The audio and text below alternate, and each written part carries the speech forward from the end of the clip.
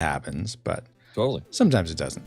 So you can, if you want to see what it looks like, we should be live, so you can see what this looks like. Just, put on that eye thing so that I know it looks like you're looking at me this whole time. I mean, okay. You don't have to. I'm kidding.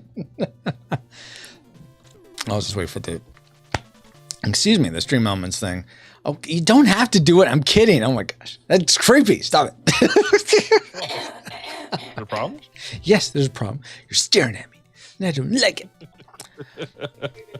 Right? Yeah. Stop creeping us out. Oh my gosh. Wow. Oh. Good. No, yeah, I think so. I think so. Green screen worked Oh, Ashley. Oh, dang it. Ashley, dang it. Hold on. I didn't hit stream. See, this is why I'm not doing it right. I'm not hitting the thing the right way. Okay, get ready, Ashley, to do that again. Hold on. No, it's okay. Okay, now do it. There you go. I deserve to. You got the first. Good job, Ashley, who's being the ice cracker. Stacking those ice crackers up. I'm curious who's going to be the first ice crusher. So we'll see. We'll see. Not first, Geek Devotions. Nice.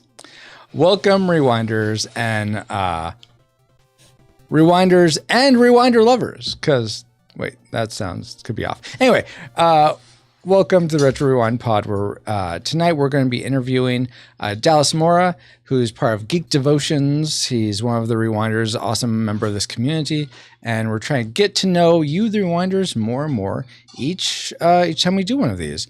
I will let you know if you want to be someone who we interview. Go to our Rewinder Remarks Discord channel. I know it's been crickets in there since 2020, but you could still say, "Hey, I want to be a guest on this cool Rewinder Remarks thing," because it's super cool, isn't it, Dallas? Isn't it? It's amazing. Amazing. Yes. Good. Tell them that. I never realized I didn't check your audio. I want to make sure people can hear you. Can you talk real quick? Talking real quick. Okay, good. 1, 2. Check. I think I will accidentally, if I talk over you, I will duck you. So I'll try not to do that. Anyway, so yeah, we're gonna get to know Dallas Mora real quick here. And if you have a question for him, you can enter !Q or !question, and then space followed by your question, and we'll get to all your questions for Dallas later this evening. But Dallas, and then after we talk with Dallas, we'll be playing Shadow of the Ninja. Is it Shadow of the Ninja? I think Shadow of the Ninja. Yeah, I think that's right. Which is a game that came out on NES, and it's a 2-player game we can play. I mean, we haven't tested this, so if all else fails, we'll fall back to TMNT Shredder's Revenge. What? We have other stuff we can do. Exactly. Command and Conquer, right? That's what we're gonna do. Yeah. Yeah, that's what you want to do. Oh my gosh.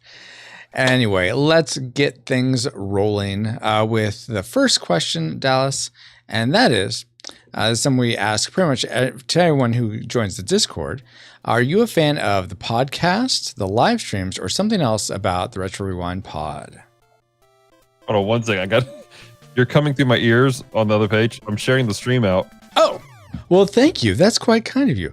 I would see. This is what you can expect if you're ever interviewing Dallas Mora or having him on your podcast. You can trust that he will get the word out to like the masses, and that is something that is so amazing about Dallas. Just want to brag on you a little bit there because that is so awesome that you do that. So good job. You do it much better than I do.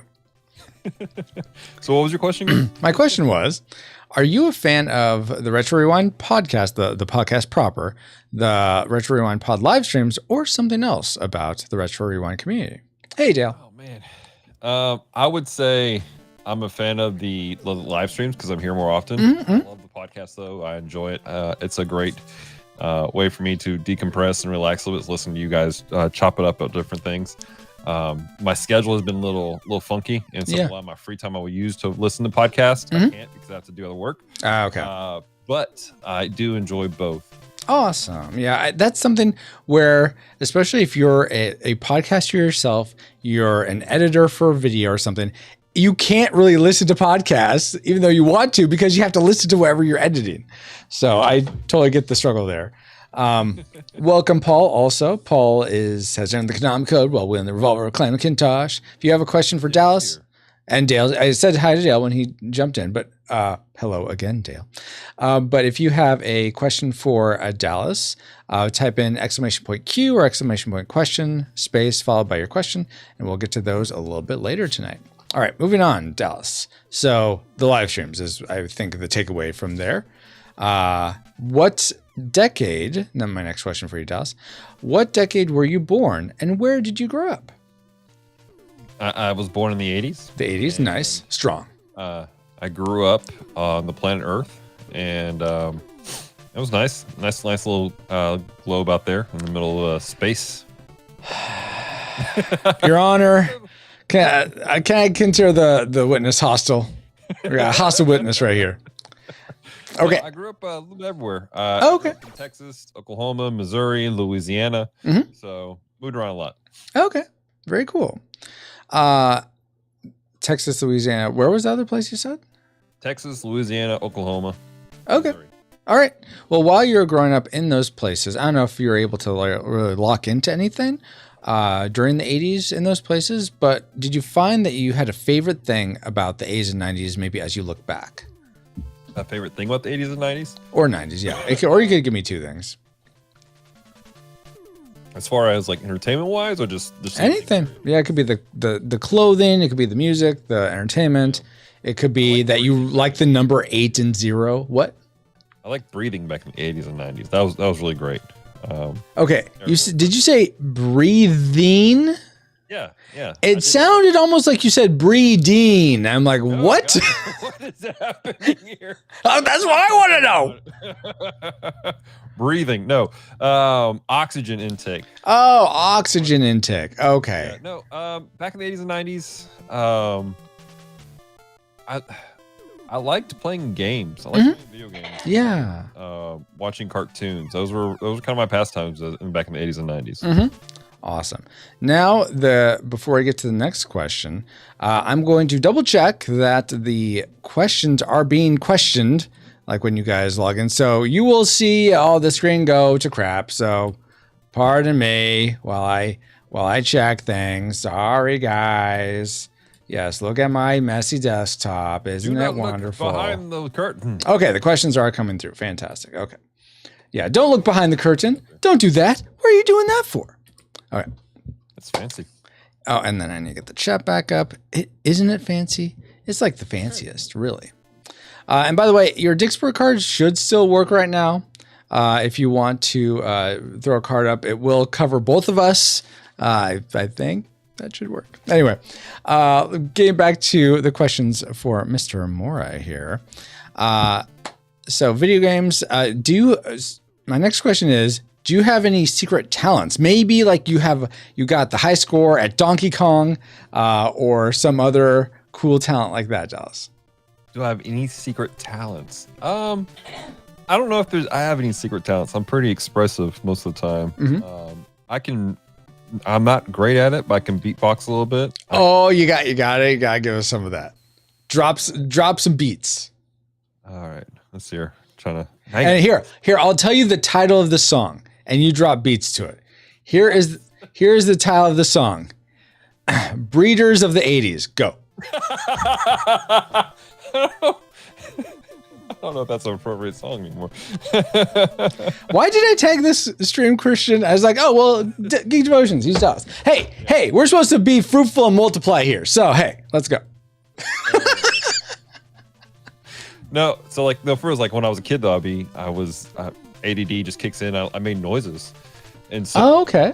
I just be sitting there in class sometimes and the teacher would be like, stop making noises. I'm like, I'm sorry. So I just start off with a little.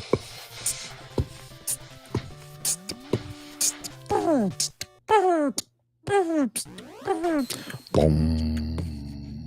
And so I was trying to give some bass, some chanting here.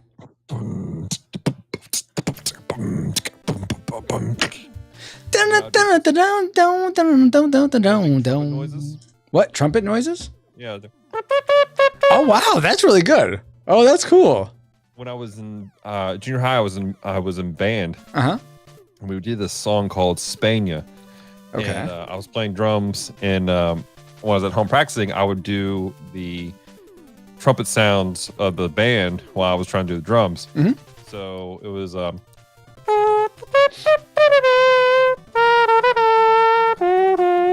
and so I'd be practicing and Wow. making that noise with the drum rhythm. Oh, cool. And so that's what I did. Wait, you were a drummer in high school? I hit drums. Okay. Well, I mean, you gotta start somewhere. Yeah. Okay. I hit drums. I will not put myself on the level of calling myself a drummer. All right. I hit percussion elements. Okay, well, would you have been on par with Little Drummer Boy? I mean, would Jesus been like, "Thank you for playing drums for me"? No, Dallas. he said thank you for stopping. Oh, okay. Well, that's fair. Wow. Dale says you're good at riddles. Is that true? Sometimes there's a couple riddles I have. Are you talking about solving riddles or giving riddles? I don't know. That'd be a question for Dale. Dale, ask that question! Exclamation point Q. We're gonna. Puzzle games. Maybe that's what he's talking about. Okay. Oh, that makes sense. That makes sense. We played Superliminal, which is one big. Oh game, yes. and it was a lot of fun. You have mail, by the way. Yes, I saw that. I'm like, wow.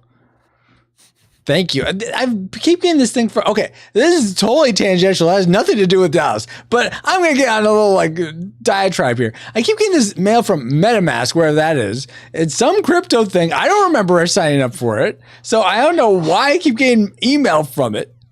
Anyway, back to our regularly scheduled program. Hello, Fresh. My next question to you. So Secret Talents beatboxing. That's so awesome. So given that you can beatbox, have you ever eaten anything while beatboxing? Have I ever eaten anything while beatboxing? Yeah. Can you like eat and beatbox at the same time? I mean, I could try. I mean, I've coughed and burped while eating stuff, so I guess that counts. Survey says that does not count. But well, since we're on the topic of food, since I brought it up, what food have you eaten that you will never eat again, Dallas? Never eat again. Black eyed peas. Okay, how are they different from other like normal like peas, like green peas? I stay away from basically most mushy stuff like peas and beans. Oh, okay. Okay. Black eyed peas specifically have a special place of hatred in my heart. All right. Because your mom made you eat them over and over again? No, there was a day that they were trying to force me to do it, and I already didn't feel well, and I was like, "This is gross. I don't want to eat this." And they made me, and they came back. Oh man, the very next day. Yeah. No, like 2 minutes later. They came back the very next 2 minutes later. That's not how this song goes.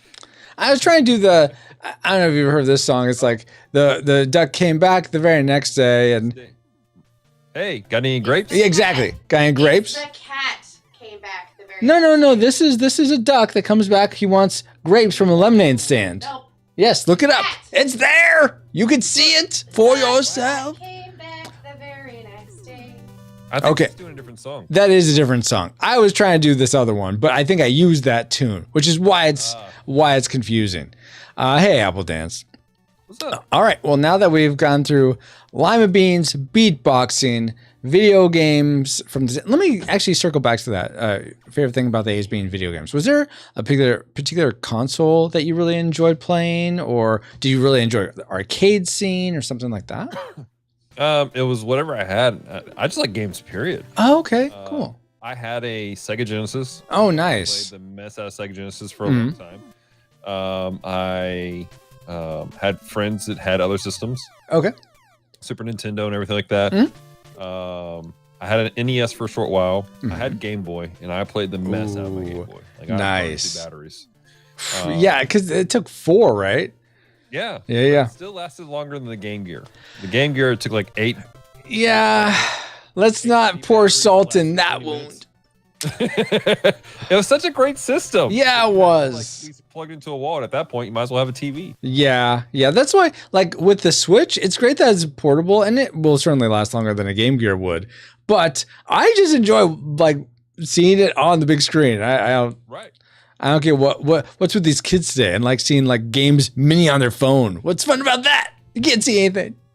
The Switch to me has been the greatest invention gaming wise in the last couple decades because it was portable and it was legitimately the same game experience. The Vita tried doing that and had some great stuff to it, but it wasn't quite there. Oh, okay. But the Switch, I mean, you could dock it, play it, pick it up, continue the exact same. Yeah, that is really epic for sure. And I'm in my office, I'm playing Metroid Prime, and then I go back and I drop it at the house. I keep going. Yeah, that's so cool. How is Metroid Prime, by the way? I'm really enjoying it. Oh yeah, is this your first time playing it? I played a bit in college. One of my sweet mates. You had a Switch in college? Whoa! Yeah. And so, we played it back then. And I know it was a GameCube ball. Calm down. And but yeah, man, it's been a blast. Very cool. Awesome. All right. Well, much like the what's it called? The screwdriver attack that Metroid has. Is that what it's called? It's the one that looks like lightning. Oh yeah. I don't remember what that one's called though. But well, we are now at the lightning round of tonight. Lightning round. And again, we're going to be getting to your listener questions after this. So if you have questions for Dallas, put in !Q space and then your question, and we'll get to those here in a second. All right. And by the way, Francisco said that the time to beat is 1 hour. So yes. So you have to. Yeah, we're at 18 minutes. We got. Let's see. We got 40 more minutes to fill here. If you want. To be fair, Dallas most to beat of those Ashley. questions, there were a lot of exposition that went on along with it last time. Okay, give lots of exposition then. I can't control these things. You added to the exposition last time. I don't know what you're talking about. I don't add anything. It was clear teamwork between you and Ash. Screw attack. That's what it was called, Bobo. Thank you and welcome, by the way. Okay, is that where they got it from? I always wondered about that. Okay, that makes sense. Oh, no worries. Yeah, Ashley, you may hear in the background is sneezing and coughing because she has the sniffles. So be praying that she gets better soon, guys. Anyway, all right, time for the lightning round. I can't wait till I can get to the point where I have like music for this and a cool graphic of like lightning coming in and stuff. But right now, I don't have that. So. Actually, you know what? I'll help pad this for you, Dallas. So hold on. I'll look up some like lightning effect. Let's see if I can find something on Dixper that we could do here. So let's see. If you would like to help support Retro Rewind Podcast, check out his Dixper stuff. Indeed. Get cards and do all kinds of cool stuff. Exactly. Buy merch from him. All the stuff. And see, not only will Dallas Mora shout out the stuff you're doing, he will also pimp your own thing on the show he's on. It's amazing. I shouldn't use that word. He will promote. That's a better word. Christian Tag Francisco. Remember that. So when I was in college, for some reason, it was a thing to call people to be like, when you see your friends, be like, "What's up, Pippin?" Oh, really? Okay. It was a thing in college for some reason. So I'm walking out of like the student center on my college campus, and I'm looking at my phone or something. I think I was looking at my Game Boy. I was trying to play Tetris. Okay, cool. I'm walking at the same time. I had a friend of mine in front of me, and we're just talking. And somebody walks past and goes, "Hello." And like my friend says hello to the person. I go, "What's up, pimp?" And I look up, I realize it was our school president. Wah, wah, wah, wah. Yeah, that was the thing. Well, okay. I can't find lightning, but this will have to do the job. So starts the lightning round. In a second. Hold on. It's going to start any second. I swear.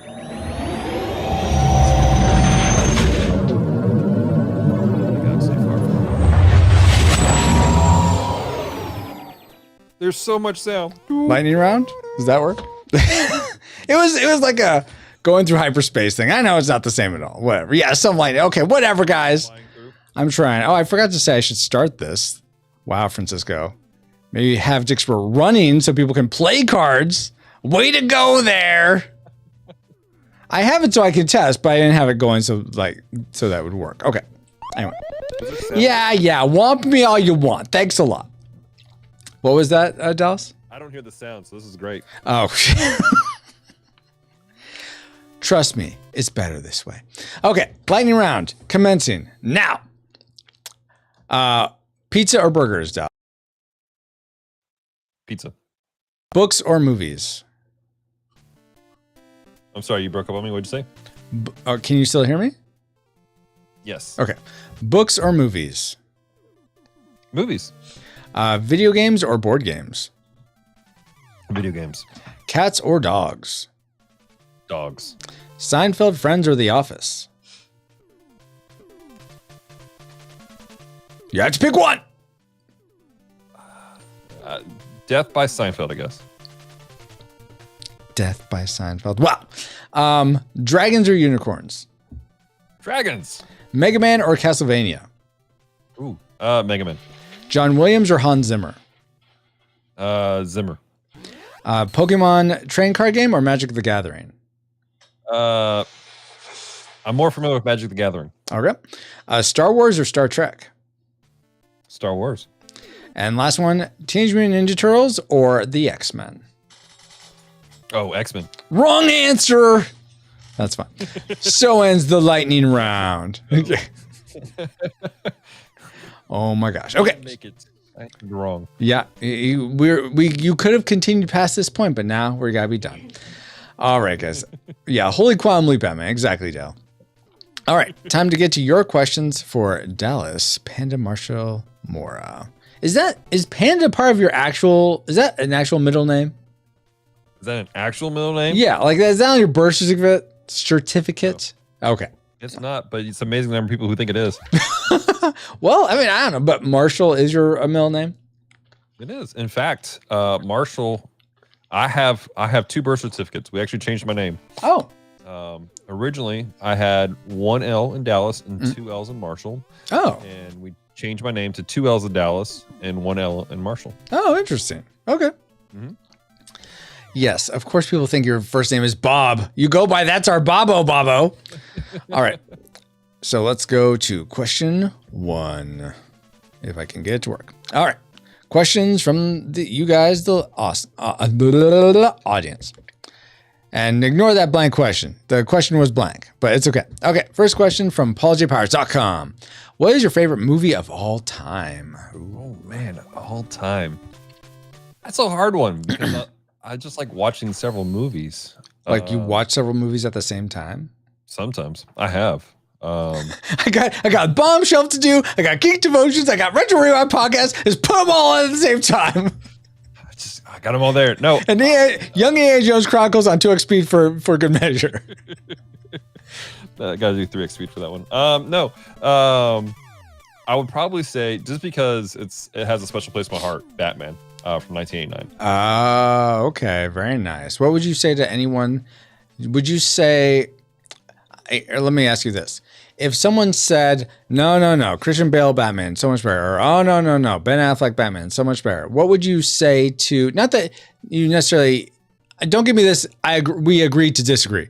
What to you makes Michael Keaton, or is it something else about the Batman movie that makes it a better Batman property than those other ones? You know, what I've learned over the years is people have something special. Mm-hmm. They think something's good.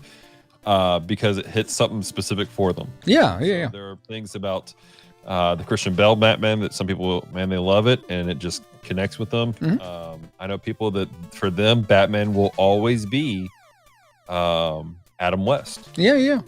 And it's because they either they grew up with it or they're going through something at the time, and that's what they saw, and that's just their impression. Yeah. A lot of people, man,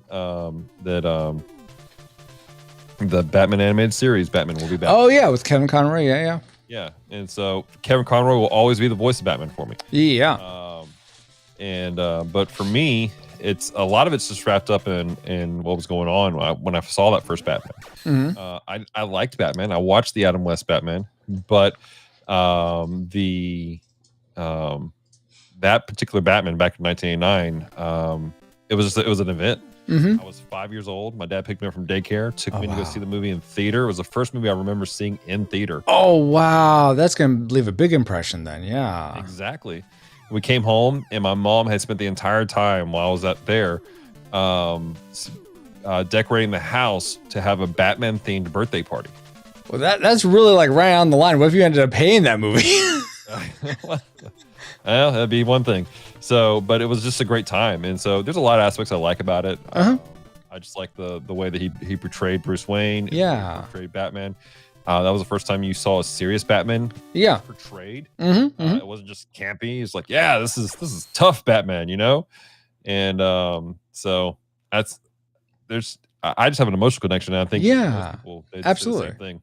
Very cool. And thank you, Dragon Rider, for the raid. Very kind of you. Hey. Hopefully you're having a great night. We're currently in the middle of doing we call Rewinder Remarks, where we interview you members of the Rewinder community. And just to get to know you all better, I usually see my face, hear my voice, and that's great for you. But to each other, you're probably just sort of names on the screen. So it'd be great to see, Geek Devotions. That's what Dallas looks like. Or Ashley Ruiz. That's what she looks like. So that's what we're doing tonight. And glad you stopped by. Hopefully you had a great stream. Okay, we're going to... My favorite Batman? Oh, gosh. Oh, well, no. I don't know why. Because I thought it was the dumbest thing when it first came on TV. I'm like, this is so stupid. Why would they do this? But I really grew super fond of Terry McGinnis in Batman Beyond. I think that's my favorite iteration. That's a grade A Batman. I love that I think one of the things that really I enjoy so much about him is he is comical without being campy. Whereas most of the other Batmans don't really go full on like puns and like quips. But I really appreciate that about him. But he still has his own pathos. Like his dad died and he's trying to have a relationship, take care of old Batman, take care of his family, do all these things. So I really, really appreciate him. Hey, John from Geek Devotions. How are you doing? John, you got to put exclamation point Q and then type in your question. Exactly, yes. Thank you, Dallas. Okay, next question for Mr. Panda himself, from apologipowers.com. What's one thing you wish you could see in a Wow, we're on Batman train tonight. What's one thing you wish you could see in a Batman movie that they haven't shown yet? I assume something maybe from the comics, but maybe something else. I'm looking back at my Batman comics over here. Mm-hmm. I want to see, and I don't know if they'll ever do a movie, but I want to see them do Azrael correctly. You'll have to remind me, or who's Azrael? I'm not sure who that is. Azrael was a character. He was part of the Knights of, and I can't remember the name of the order that they were, but there was a sacred order that basically fought crime and evildoers and stuff. Is this like Night of Owls? The Owl? No, this is way before Knights of Owls. Okay, or Court of Owls, whatever it's called. I don't know. Yeah, Court of Owls. But Jean Paul Valley, every generation there was an Azrael. He was like their Justice Knight. He was the guy that was like their main assassin. He'd take care of everything. And I see John in chat saying Azrael will never be done right. It will be very hard because of the way that the story unfolds of who he is. Because there's a lot of trauma that takes place. There's a lot of things of him having to take on the mantle and what that looks like. Yeah. And I just thought he was always a cool character. Later in the comics, during the No Man's Land. I can't remember what the name of that series arc was, but it's one where Bane, actually, Nightfall, thank you so much, John, breaks Batman's back. Yes, I remember hearing about that in the comics and seeing it. I'm like, whoa, what the junk? John Paul Valley took over the mantle as Batman during that time frame. Oh, okay. The guy that was part of this Azrael guy. Yeah. Okay. By the second arc, though, he kind of lost his mind. Oh, wow. Batman had to go reclaim his mantle. But I would like this for them to do it right. Yeah. I've never seen it done right. They did it they tried doing it in Gotham, and it was terrible. Well, no, I think I saw in what's it called? Dark Knight Rises. He breaks his back, and then Jordan Justin Gordon-Levitt, he's this Azrael character, I'm sure. That's who it is. Yeah, he takes over. Yeah, no. Yeah, John Paul Valley wasn't that at all. Fine, maybe I need to rewatch the movie. I only saw it once, so whatever. It Awesome. happens. Okay, so this Azrael, and what's the series called, or is it just called Azrael? Well, there was an Azrael book, Mhm. but he was a character within the comics. But yeah, Okay. there was an Azrael.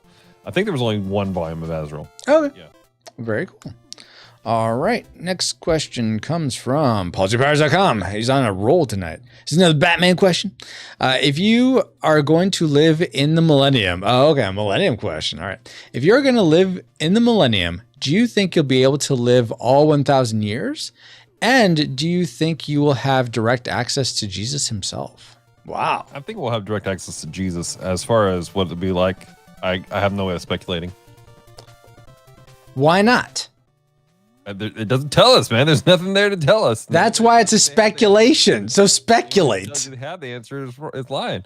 Well, no, yeah, I'm not expecting you to know like with 100% accuracy. I'm just curious what your intuition or your gut says. My gut says I don't know. Like I literally we have no frame of reference in scriptures that would say otherwise what it would be like or not. So there's some conversation about another death, possibly. I mean, who was it? Methuselah lived to like 900, so it seems like it's plausible we could live all. Plausible. You're right. And the question becomes, why was Methuselah 900? Was it because the canopy? Also, remnants of canopy was there, or what? Maybe. Also, if we get to the point where we can crowd freeze, you could live like 1,000 years. Then you don't have access to Jesus because you're frozen. But it could work. Okay. So I think let's see. So going in the moment, do you think you'll? So okay, you answered that, and do you think you'll? Okay, and you answered direct access to Jesus. Okay, awesome. Thank you, Paul. Next up from Dale, breaking Paul's streak. What were you so primed to get that Metroid? Why were you so primed to get that Metroid game? And was there something special about the game that hooked you, or what? Yeah, so I was primed to get. I like Metroid to begin with. Metroid is a series that I've enjoyed since I was a kid.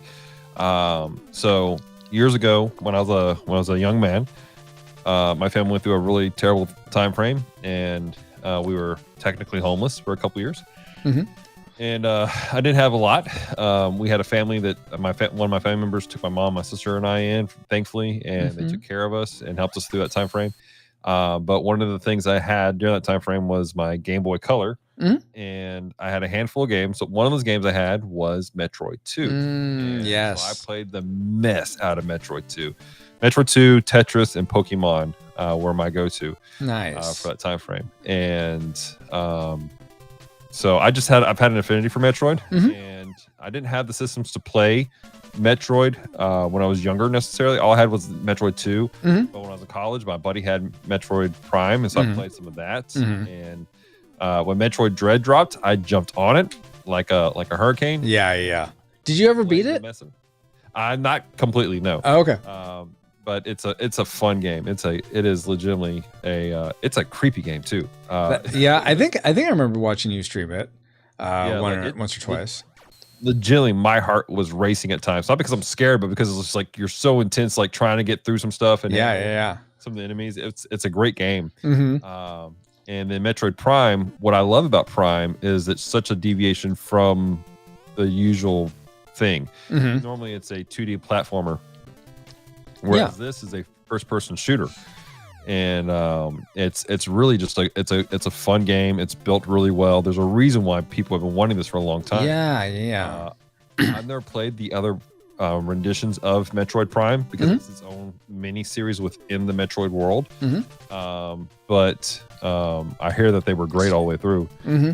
What I also love is that it's part of a bigger story. Like if you take the time to read what's happening on the screen, like it's pretty intense. Some of the stuff that's going on. Yeah. Like on Prime, you've landed on this world, and as you read through everything, you discover like the Chozo, which is this race of people who were Samus is part of. They were trying to keep this great evil from escaping, and there's all these like disasters taking place. Well, these pirates have landed, and they've released everything, including the Metroid alien that Samus had captured in the last game. Yeah.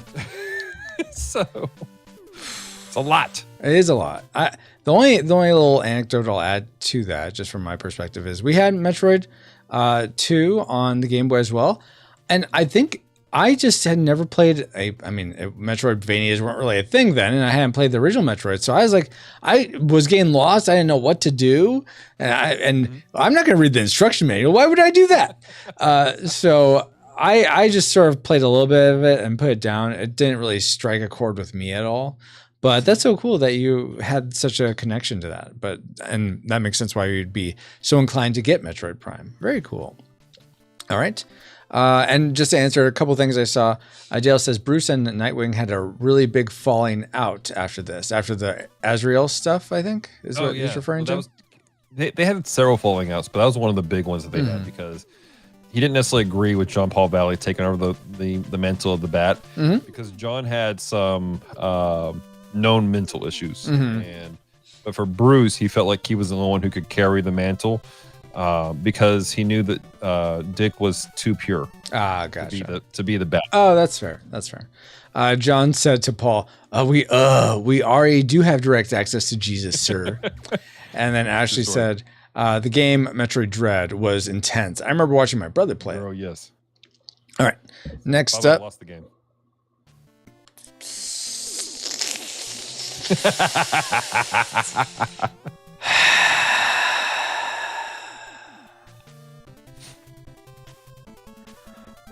Okay.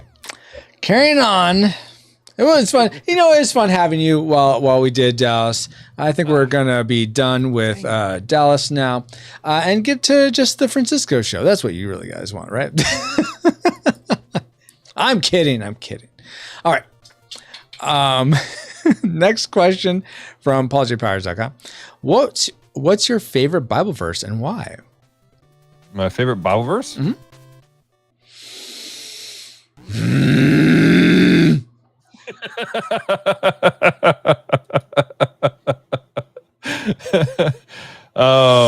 My favorite Bible verse is actually Psalm 121, which is it's not a verse, it's a whole chapter. But it's a short psalm. You've memorized it, right? I do not have the entirety of it memorized. Dun dun dun. The entirety of it is speaking about how God is our protector and our guardian. Yeah. And, there's one translation specifically. I believe it's the complete Jewish Bible version, and it actually says that Adonai is our guardian, and that our guardian is always there with us. And to me, that's it's been a comfort again, just because certain situations in my life where I felt like things were out of control, where I wasn't safe, where I felt like things were just out of control. There was Christ, there was God, and there was this understanding that God is my guardian. He's there for me. He's at my right side. He's taking care of me even when I slumber. Yeah. And so that whole Psalm 121 has really brought me a lot of peace there in many a hard time in my life. Oh, that's so wonderful. Awesome. Great question, Paul. I mean, all of these are great, but I like that one. Let's see. Then from Dale, if you have a question for Dallas, type Q. Oh, okay. I think that one just went in accidentally, but thank you for letting people know that, Dale. Let's see. From Paul says, I missed your answer when you answered this question during a different live stream. Oh, interesting. Okay, so here's the question again. How familiar are you with the character named Dallas in The Outsiders, and do you relate at all with him? I've never seen The Outsiders. Have you seen it?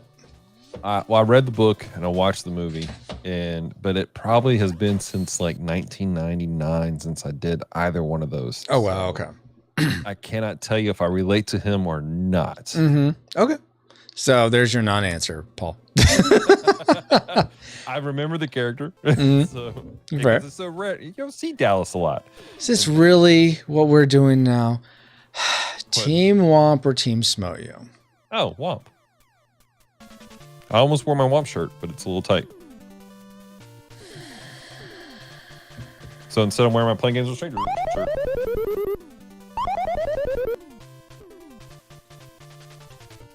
That's an awesome shirt, though, by the way. Your face is frozen up on me. Okay, well, I'm not frozen on the stream. Am I back? Am I unfrozen for you? Okay, good. All right. Next question from That's Our Baba. What film are you afraid to see come up on the bomb shelf? Available now on all podcatchers. Afraid to see come up on the bottom shelf? I Afraid to see would be as in for me would be like I just don't want to watch this movie. Yeah. Okay. Ever. Not like this is too scary for me type thing. No, not necessarily. And again, we're doing our guilty. This year, we're doing several guilty pleasure films. These are the movies that we're like, oh, we know they're terrible. The hardest part is going to be having Kevin just tear into things that we love because he has no chill. You should listen to our latest episode on Cooties. Cooties was one of John's picks, and Kevin was like he went Super Saiyan level 4. Whoa. Okay. Yeah. I'm only familiar with like Super Saiyan. I think how many Super Saiyans do I know? If you're in the Cell Saga, you at least got 3. You 3? Base level, and you're gonna experience Super Saiyan level 2. Oh, level 2. I'm about to experience. Okay. Okay. So thanks for spoiling to me that was level 3 now. We're in the Thanks a Cell lot. Saga. Yeah. He knows that, but maybe he thinks we're closer to the end or something. All right. Okay. Let me ask. I'm gonna change it up a little bit. What movie would you be actually fearful, like because you feel like it's too scary to watch on the bottom shelf? Oh man, there's a lot of horror films that are just out there, and I don't do horror to begin with. Yeah. Like, I'll watch a couple scary films here and there. Like Clueless. Oh, that's terrifying. That was just I like Clueless. I'm just being silly because that's one of my wife's favorite films. That's one of Ashley's favorite films. I don't know. I think maybe I don't know. Wait, I hear typing. Is the Pinocchio coming? Oh, okay. No, we're safe from Pinocchio. Or the Paranormal series. I don't know. Maybe Children of the Corn. I remember Poltergeist. I was creeped out by Poltergeist as a kid. I've never seen it. I know Ashley saw it way too young. Apparently, yeah, I've never seen it. Yeah. I've seen The Exorcist, and that's. I think I was 6 when I saw Poltergeist. What's with all you like elementary school kids watching Poltergeist? Oh, Steven Spielberg, it can't be that bad. PG, this is fun. It was cable. It was 2:00 in the morning, and I shouldn't have been awake. Well, then you should have been. I mean, just go for that hard R and watch The Thing while you're at it. Why are you doing Poltergeist? I did watch The Thing. Okay, well then, good. At least you know quality filmmaking. Anyway, yes, I do know you well, Ashley. Poltergeist, Fresh. Poltergeist was rated PG. Yeah, which is crazy, Fresh. And then crazy. you were 10 when you saw the film. Yeah, elementary school kids watching this. Jeez Louise. I mean, I can't talk because I watch a lot of like R-rated stuff because that's how my parents were. But regardless, let's move on. 80s. And the 80s, exactly. All right, next. We're built different. That's for sure. Next question. Why panda? Why panda? Why a spoon? Why a panda, cousin? Why not a grizzly? So years ago, there was this thing called AOL Instant Messenger. Yes. Affectionately called AIM. You've got mail. The OL were missing in that. But I guess that would be AOLime. Yeah. But I was friends with this family, and I would literally stay up all night talking to this entire family on AIM. Oh wow! In succession of the age. So there was the daughter was like 10. One of the daughters was 10. The next one was I think she was like 16. The next one was it was 18, my age. And then there was the mother. And then there was the father. And I would literally stay up until 3:00 in the morning talking to each one of them at different times of the night as they were in bed. Because the father was deployed. Oh, okay. Wow. Crazy. I kept the night off talking to him while he's in Iraq, and he's going, "Why aren't you asleep?" I'm like, I don't know. I'm busy watching Poltergeist over here. I can't sleep. So back then, this is like 2004, 2005. I did a lot of internet ministry through a website called Zanga. I talked to a lot of people, and I heard all kinds of just heartbreaking stories here and there, and I was really good at just walking through with people, talking with people, and I made a lot of great friendships. I have a friend who has been, I call her my birthday twin, and she has been my friend since Zanga. Oh wow! And like so since 2004. we've never met face to face, but we're good friends. Love her and her family, and she communicates with Celeste and I and all the time. So pretty cool. Anyways, there were times though when you deal with a lot of heartache and a lot of the junk that I was dealing with people, walking with people. It kind of bogs you down. Yeah, so, absolutely, yes. So the youngest daughter, she was like this amazing ray of sunshine. Like you talk to her, you'd be laughing and talk like in just like in no time. Well, one night I'm talking to her and she is like depressed and sad and just unhappy. I'm like, dear God, if she's down, the whole world's dying. It's just all gonna burn. Yeah. So I'm talking, I'm like, think of something funny, goofy, saying to a 10-year-old girl. I'm like, giant samurai panda hugs. And she laughed. And so we had this game where I was a giant samurai panda and she was a ninja duck. That was the birthplace of me being panda. Continued on from there. That's awesome. What a great panda origin story. Very cool. Yeah. Do you know why she was sad? Just it was a rough day. A lot of things going on. Her dad was deployed and just life and base life. Yeah. No, I get that. Oh, because they lived on base. Okay, gotcha. Let's see. Just in chat, I saw Ashley saw her AIM name was Topaz Sparkle. Baba remembers Zanga as well. Dale says, "Is it weird my parents are watching The Revenge of the Nerds while I'm eating a box of them?" Nerds are good. I'm currently, me and Ashley are fasting from refined sugars, so the thought of nerds sounds quite nice right now. That's funny. Yeah. Baba says to Dale, that sounds pretty good. Nerd. What? I can't tell you when last time I ate nerds. When you trick or treated, maybe?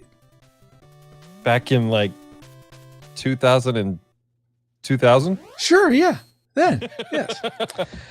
Ashley says, "Oh, that's a sweet story. Happy to know it." Yeah, me too. All right, so that's the origin story of Panda. Next up from Bobo.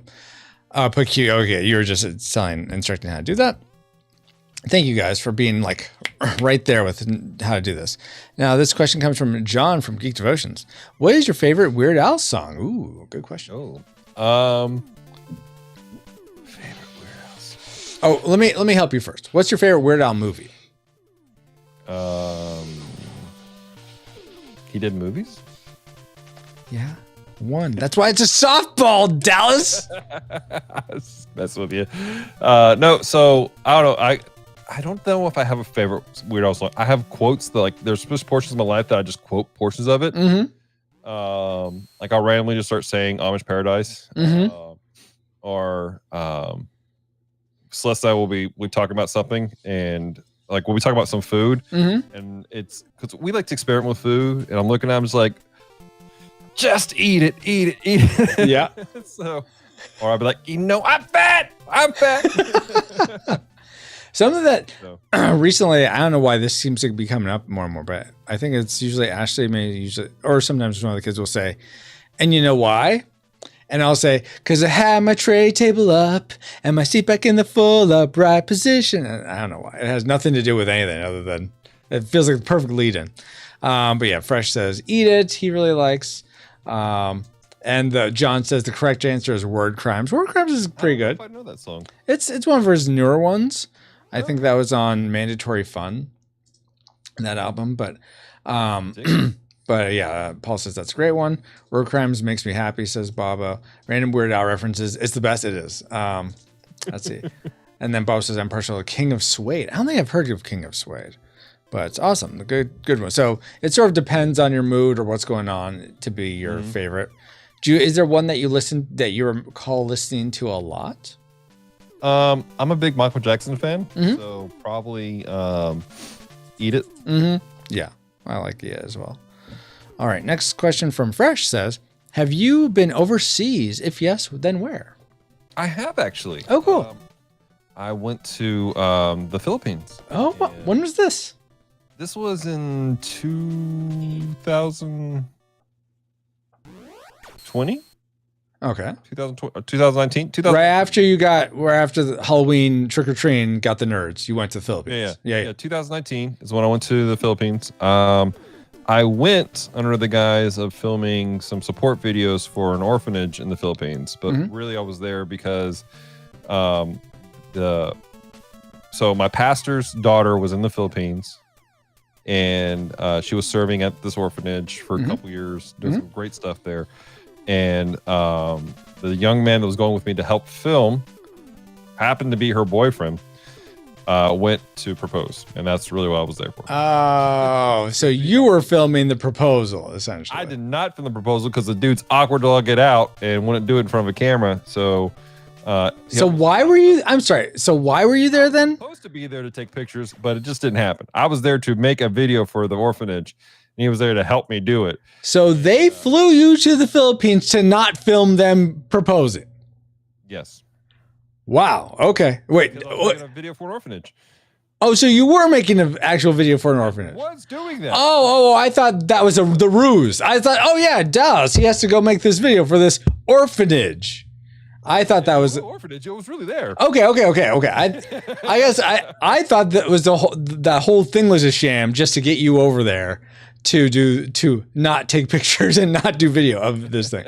Okay, that makes a lot more sense. So it was like while you're here, do this thing also. Okay. It was really sweet. It was really cool. And yeah. They were both in my kids' church. Mm-hmm. So it was cool to see them. I was their youth pastor. I was their kids pastor, and now getting to see them get engaged and everything like that. And going to the Philippines was really cool. It was a really neat experience to do that. I got to swim in literally the bluest ocean I've ever seen in my life. Really? And, had fresh coconut water from a coconut, and I walked the streets of the night market, which was terrifying and interesting all at the same time. Sure. If you like weird food, this is a place to do it. I'm not used to my food looking at me, but it did. One of my buddy, he ate. There's a delicacy in the Philippines. I forgot what you call it, but basically it's a marinated duck egg. Oh, the duck's still in there. And okay. It's a thing. It's a thing. I had chicken guts, and that fried chicken guts. That was good. All right. That actually. Okay, cool. So, did you have any camel's hump or eel? I don't think they have camels in the Philippines. Didn't try eel. Balut. Thank you, John. That was called balut. Those were rush hour references. But okay, so Philippines. Anywhere else overseas? No, I'm afraid not. Okay. Is there any place you would like to go overseas if you could, other than Japan? All us geeks want to go to Japan. You can't pick Japan. That's a given. Where else? I want to go to. I want to go to Europe.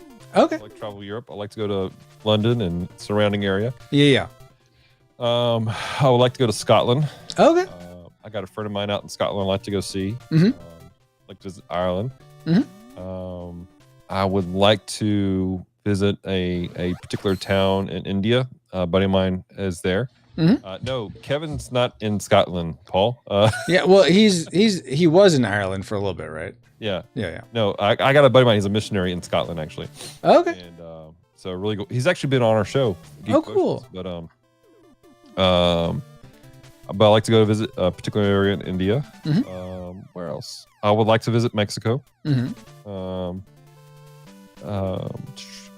So I landed in Hong Kong on the way to the Philippines, but we never got to leave the airport. Oh, bummer. Of course, we couldn't. I mean, yeah. We would be able to get in and out in time to get our plane to the Philippines. But it was so beautiful landing in Hong Kong. Oh, cool. And the airport is surrounded by this beautiful mountainside. And I would have liked to have visited and walked around Hong Kong a little bit. Well, very cool. You guys are going a little too fast for me, so I'm not going to be able to keep up. But the place you mentioned Europe. A big reason I would like to go to probably either France or England is just to see, or Italy is to see the cathedrals. I'd love to see like actual legit cathedral. I think that'd be an amazing experience. But very cool. All right, moving on to the next question. Where'd it go? Sorry, whoever that was. Please resend it. I don't know what it was. I don't know. I'm not gonna bring up the whole thing again because of the issues I was having before, and so just retype it. If your question doesn't get answered, it's like, oh, They miss mine. Retype it, please. From PolicyPowers.com. If you could create your own Uber service, would you call it Panda Express? I used to call my car the Panda Express. Oh, that's fun. Mm-hmm. So what would you name your car service if you had an Uber service? I think Panda Express is a great name. But it's already taken. So? How about Panda Pronto? Think about it. You're there right away. I don't know. Panda Perfecto? Perfecto? Why is this Spanish all of a sudden? Is this like that Chinese restaurant that became a Mexican restaurant and they painted sombreros on top of all the pandas? Yes. Next question. You know what I'm talking about? No, I don't. I've never heard of this. What is this?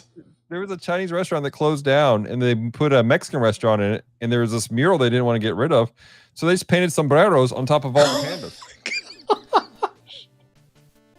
That essentially ruins the mural. So what's the point of keeping it? Wow. I think, if you ask me, I think it made it better. It was pretty interesting. All right. That's fair. That's a good story there. Bob says, I believe that was a question lost earlier. Oh, okay. From Apple Dance. Oh, okay. What's your favorite book, comic, or other? Okay. Thank you. Thank you, Bobo, and thank you, Apple Dance. So we'll answer that one too.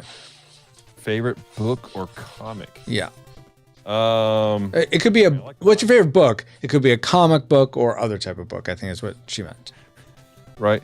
I mean, I like this thing called the Bible. I don't know if you ever read that, Francisco. Is that the thing where it's not really a book? It's 66 smaller books inside of it. Some of what you're calling a book is actually a letter. Oh, so okay. So it's not even really full books. Oh man. Okay. Yeah. I've heard this thing. I've perused it a little bit. Yes, I've read the Bible twice. Whoa, big guy on campus over here. A whole 2 times. Man.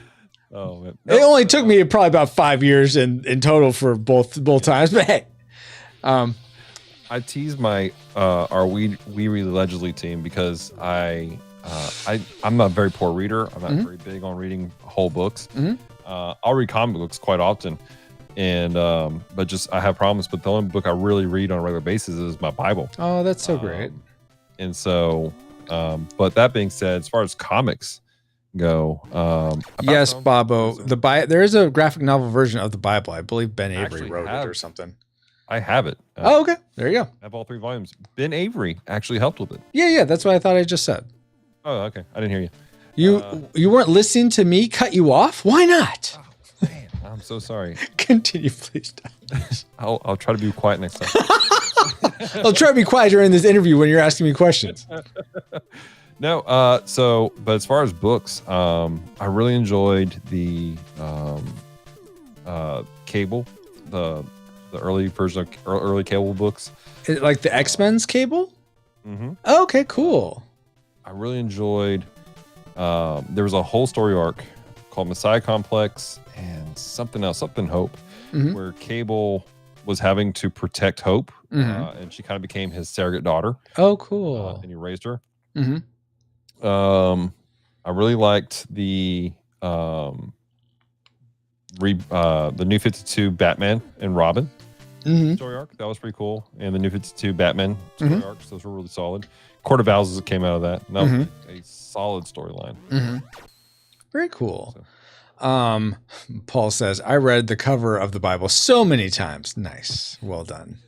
And I didn't realize there are several versions of the graphic novelized Bible. All right. Next up is, will you buy me a panda? Bobo asks. Talk to my wife. All right. Talk to Leslie for short. So store that question away for if she ever comes on this, Bobo. Next up is, oh my gosh, Paul. Team Roy or Team Franco? Oh, wow. Team Roy or Team Franco? I don't know. I'm right now. I'm kind of in the camp of Roy X Franco. I don't know who that legend is, but I salute them. Have you figured that out yet? We're moving on. Paul asks, In your current state of life, Dallas, what attribute of God are you closest to right now? Oh, interesting. Like, I'm not sure if he means like there's an attribute of God that you're embodying the most, or one of his attributes that you actually feel closest proximally to. But you could answer both or either. That's a man to embody his. I think if I'm embodying anything, it's a lot of his grace and his care for people. Because that's what I do often. I can totally see that. Well. Yeah, I mean, I know I'm not like I'm not at your local church, so I don't have a lot of insight. But I mean, so those that don't know, Dallas just had to step up for his pastor who came down with this really cruddy sickness, and he had to do like I think there's a whole sermon and then an online message, also maybe a podcast, I forget. And his pastor was like, "Hey, this guy is awesome. Really appreciate him. It's just really, really awesome to hear you get kudos for stepping up in that way." And I know that's people might say, "Well, yeah, that's just his pastor. What about the common folk like Francisco Ruiz, not Roy X Franco? Thank you very much." Paul's qualified his answer is what attribute are you most grateful for now? Oh, okay. For his MVP is true, Dale. Yes, this guy right here, MVP, right there. The Bible says he's a refuge, and that's really I'm thankful for the peace he gives. And the ability to just stop and be with him, Amen. Recover and be okay. We just Celeste and I live a lifestyle where we're go, and we're thankful for times of peace and rest, even the small moments. Like in preparation for this, we had to go by and pick up some stuff, and had to pick up some yarn because she's making a draft for somebody. Oh wow! And we had to go pick up pizza, but we got to stop for a second and just rest together. Oh, and, that's because he allows those things. He helps us to do those things. Absolutely. Very cool. Okay. Next up, and you might beat the record here, Dallas. You're doing good. You're doing good here. We may not even play Shadow of the Ninja tonight. Oh my gosh. John from Geek Devotion says, "Do you believe in once saved, always saved, or can you lose your salvation?" Ooh. I do not believe in eternal security, but I do not believe in eternal insecurity either. Okay, cool. You'll have to unpack that for me. What do you mean by? So eternal security is the doctrine of once saved, always saved. Okay, yeah, but then, so honestly, I should have clarified. I got that part. What do you mean by eternal insecurity? I think a lot of people, they have this this mindset that if you are not a part of the camp that says once saved, always saved, that if you stub your toe and you say a curse word, automatically God has ejected you from the kingdom. But that's not it either. Yeah. What I see in the scriptures are people who have known God and they were walking with God, and they actively walked away from him, and denied him. When I look at the conversation of what blasphemy of the Holy Spirit is, it is a matter of you knowing what is God, knowing that it is God, and then denying it, cursing it even. And so, I do believe that you can walk away from your salvation. Now, if you're at the point where you're worried, you're like, oh, have I lost it? You probably haven't if it concerns you. Yeah. I'm curious. So this is getting this. I'm just going to jump off this question now. Because this just was occurring to me. Another theological question occurred to me earlier, but that's not germane to this discussion. So I'm curious, while we're discussing this, so you recall the parable of the sower with the different seeds. Some go on to stony ground, some are eaten up by crows, some are in the thorns, etc., and some are on good soil. You recalling this story, Pastor Dallas? Okay, good. Do you think? Call me out. Yeah, exactly. Call me out. I'm just checking. Just a quick check here, just to like level set. That's all. Watchtower book here. Oh my gosh. Let me check my Book of Mormon. Okay. So in that parable, there's the three sets of seeds. If I'm recalling the number, I may be getting the numbers wrong. Three essentially seeds that hear the good news and end up dying because they let it wilts within them. They turn away from it, or it's just stolen from them. And then the fourth grows up into a great harvest. Do you think there's any people that are? Oh wait, I think I'm thinking of the seeds wrong. We had a whole spiritual speculation about this, and I thought the seeds were the people, but the Holy Spirit is the people, and the soil is the person. The person. Yeah. Okay. So maybe that. I was going to ask, do you think that there's any seeds that can go into one of those areas and then come and then dwindle, but then come back? But I guess it's more the soil, or not so much that they're going into, if that's the person. So Holy Spirit equals the sower, I think is what we meant to say, Paul.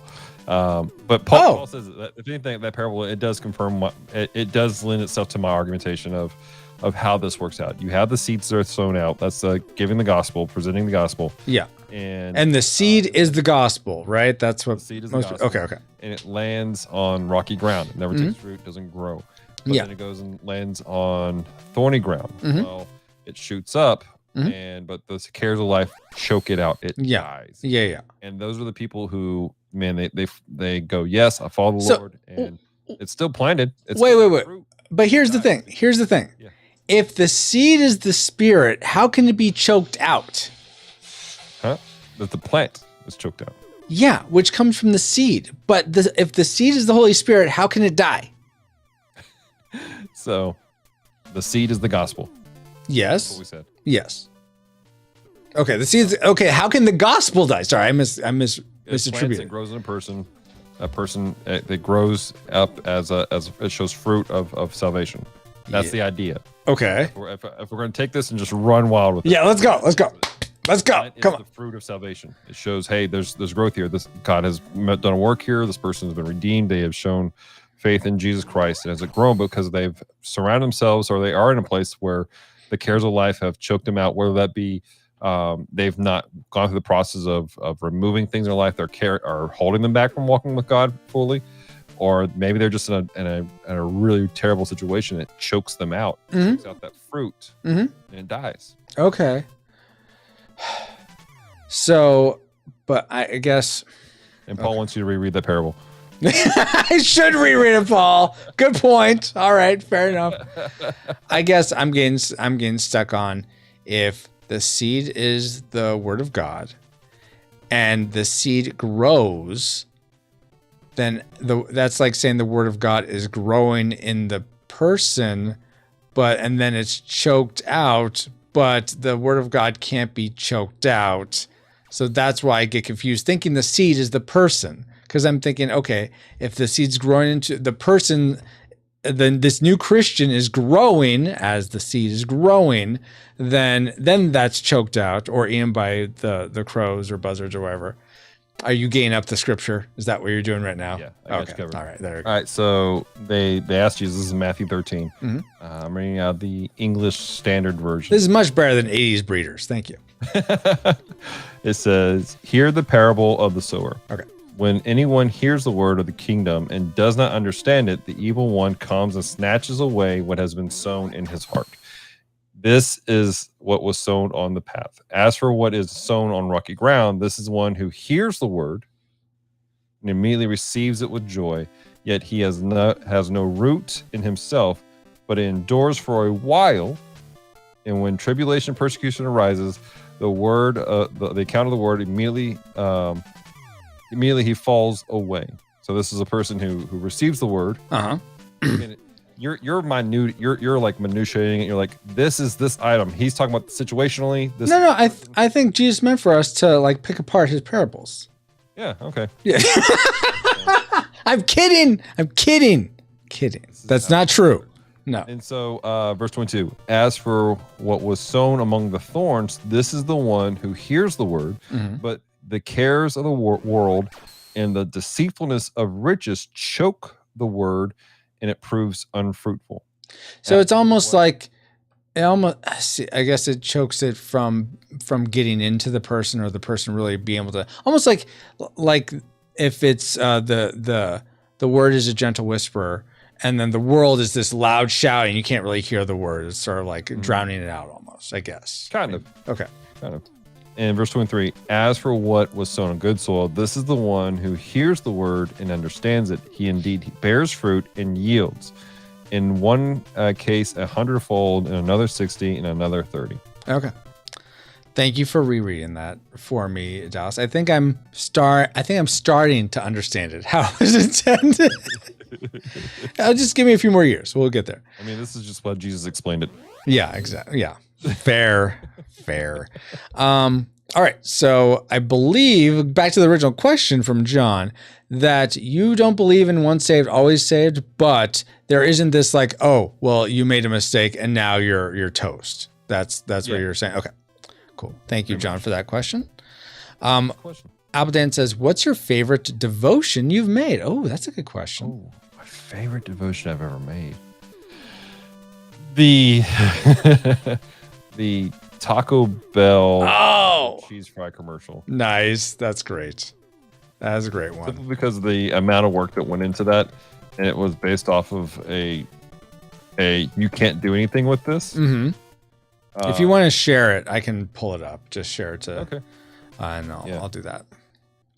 So it is. How much was written out? Yeah. So the devotion is called "You Don't Have to Be a Victim." Taco Bell Fry Force devotional, and that became about because Taco Bell put out a anime commercial. I meant if you send me the link, I can bring it up on screen and you can talk about while I play it with the audio out. I got you. Let me Discord it to you. Yeah, Discord it to me, and people will see my Discord now. Or no, they won't. Never mind.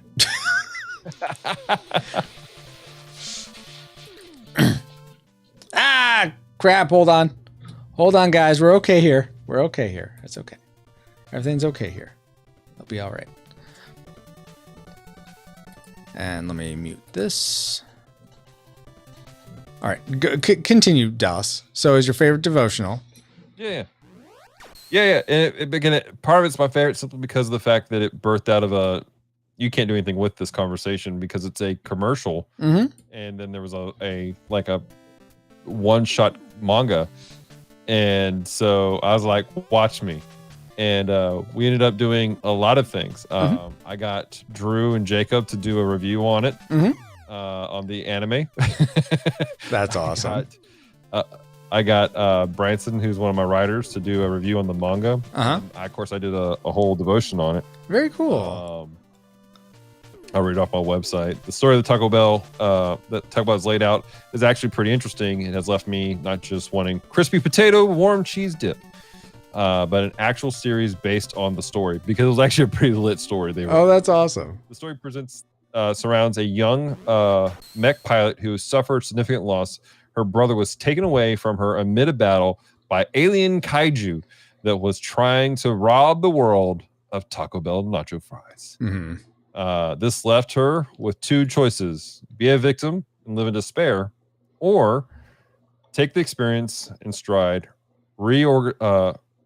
recognize what has happened was tragic, but don't let it keep her from feeling the greater purpose in her life. And that was the whole thrust of the whole conversation, was that you have an option, you have a choice. Bad things happen to everyone. Crap happens. But you have a decision on how you're going to receive it and how you're going to walk it out. You can receive it and be a victim and walk in a victim mentality, which leads to more of like, oh, it's just my luck. I'm always down. I'm always this, always speaking negatively into a situation. Or you could be like, all right, well, this has happened. Let me reorganize. Let me walk through this. So let me hold this back. If anything, let me springboard off this to accomplish something greater. And that is it's a pet peeve of mine, walking in victim mentality. I've been a victim of it myself. And I've worked hard not to have that. But it can hold you back in a lot of ways. Absolutely. That was the whole point of the devotion, was you don't have to be a victim. Crap happens. And it's not to invalidate people's feelings. It doesn't invalidate the situation. It's what's happened is real. And if you've been harmed, you've been through something, I am deeply sorry and concerned for you. But I'm here to tell you that doesn't have to be your identity. And I think that's the problem. Is a lot of people, they put their identity in their trauma. Yes, their identity exactly. They're like, they don't say I have PSD. They say I am PSD almost. Oh wow! Okay. They don't say I'm a victim of abuse. They don't say I was abused. They say I am a victim of abuse. That I am walking in this, and you don't have to do that. Yeah. Well, awesome. Okay. Yeah, and definitely go to geekdevotions.com. We'll shout out We'll let Dallas shout out all his stuff later on. But yeah, that was an awesome devotional, and it looked like you had a lot of fun making that, especially the intro with like you thinking like, how is this all connected? So very What's cool. fun is Kevin was in town. The Lord giveth during that and he time taketh frame away. Why are you shouting us out right now, Dallas? I didn't do anything. Uh-huh.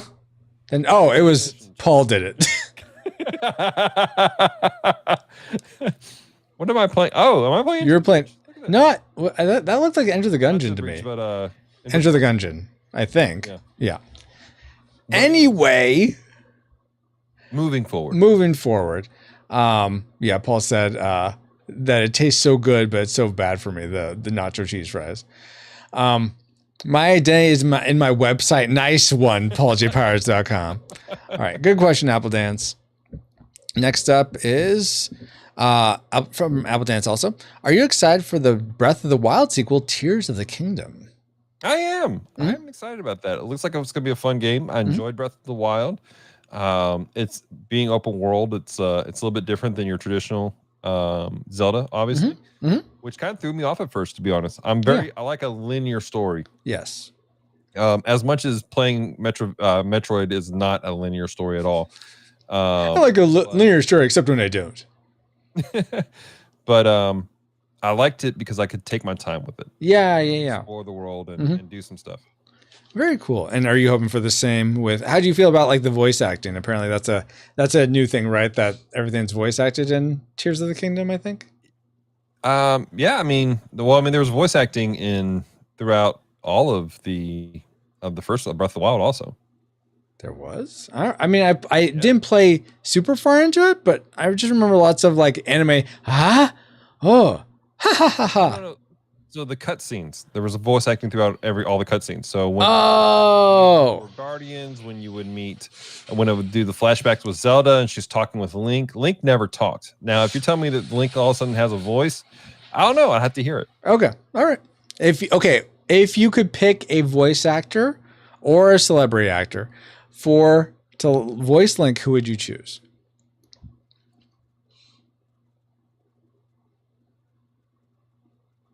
The guy who plays Asta in Black, what's it called? There's an anime called I don't know. Oh, Celeste did a thing about it. Black Note. No. Black Metal Alchemist. Black robe, dog ears. That's it. That's the one. Yes. Black robe, dog ears. Bobo says John Castor. Is that who you're thinking of? Maybe. Hold on. Anime. Black Clover. Is that it? Black Clover. That's it. Thank you, John. That's it. Bless you. But yeah, I think that'd be kind of fun because it's kind of this like aggressive, like because that's all you ever hear of him is yelling, and so that just kind of fits Asta. Okay, very cool. Let's see. So excited for Tears of the Kingdom. Awesome. Thank you, Apple Dance. Paul says or asks, what's a film that a lot of Christians ignore / don't like that you think they should embrace more? That's a fantastic question, Paul. That's a great question. Scott Pilgrim versus the World. Yeah, that's it. Done. Next question. I really don't know because there's so many different stuff through different camps. I've gotten grief for everything on our stuff. We got grief for Star Wars or Star Trek. Wow. Has there ever been anything you haven't gotten grief for? Yeah, I mean, there's been several things also over the years. That nacho fry commercial. No one could complain about that. I'd never got a complaint. See? Commercial, actually. There we go. Okay, but yeah. So, what film though do you feel like more Christians should watch? Man, that's so hard because that's such a subjective question. Because there's some stuff that if you got certain morals and certain convictions, then you shouldn't watch it. Okay, well let me. Okay, I'm going to try to rephrase it. And apologies, Paul, if I'm not keeping in keeping with the spirit of your question. But let's say there's a film that doesn't have any doesn't have any sort of like Christian tropes. Doesn't have any Christian tropes that you'd see like in God's Not Dead or facing giants type of thing. And there's okay. No, that's a different question. Okay, so it doesn't have those types of tropes. And I guess I'll just try equalize. And there's, for whatever reason, there's nothing that Christians would think of as objectionable. But then I'm like, why is it? I can't rephrase that question. Pokemon first movie. That's one. No, I know how to phrase this. Dallas, what retro? No, that's okay. What movie should I see?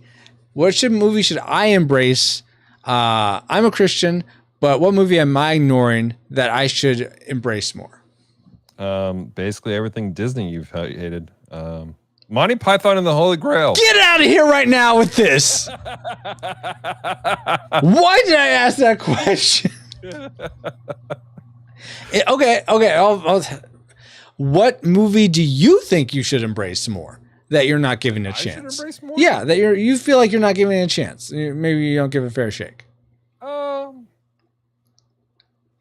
There's a movie Celeste enjoys. There's a lot of musicals. I don't care for older musicals, and some of it is the pitch. A lot of older musicals. I'm not sure why, but is that a baseball movie? The Pitch?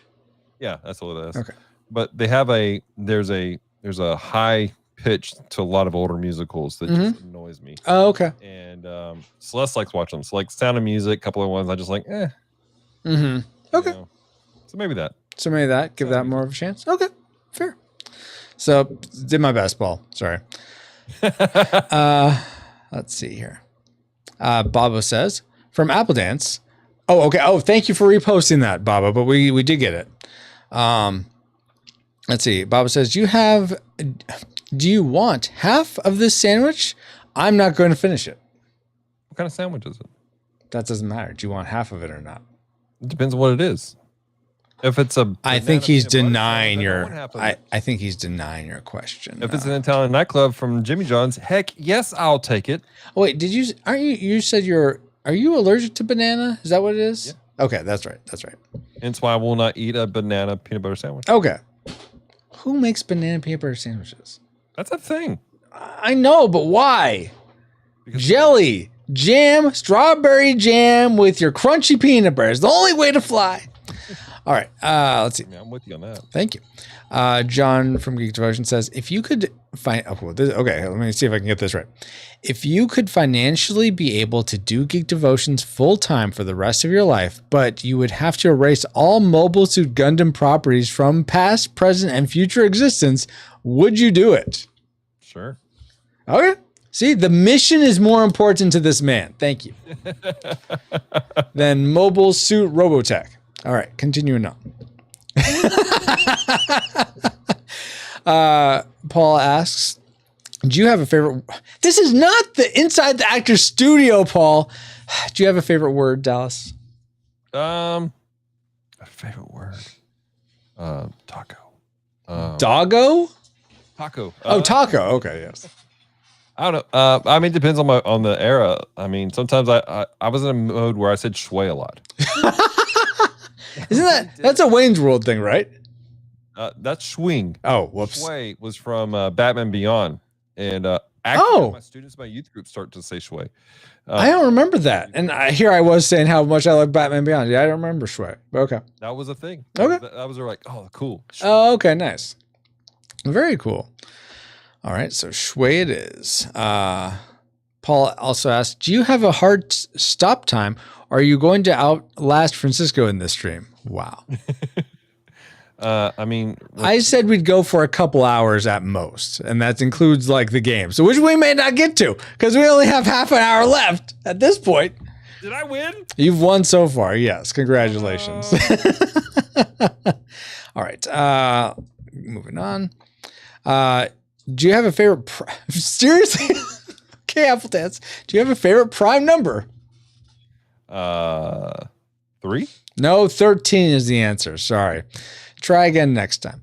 Paul says, not counting. I mean, 3 is good. That's a training. All right. I shouldn't have dismissed that so much.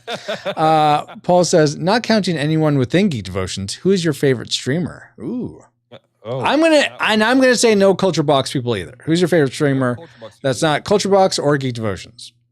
Favorite streamer? Couple. Well, I said I like one. Pastor Dustin. Oh yeah, Pastor Dustin. Okay.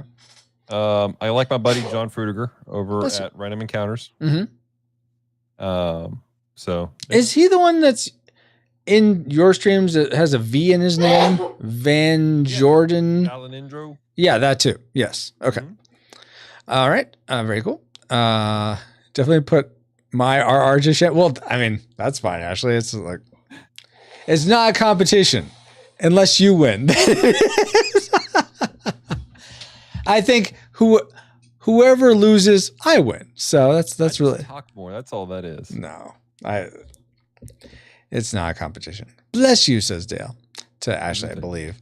Let's see. Bob asks, who is the most underrated singer band you can think of right now? Jonah 33.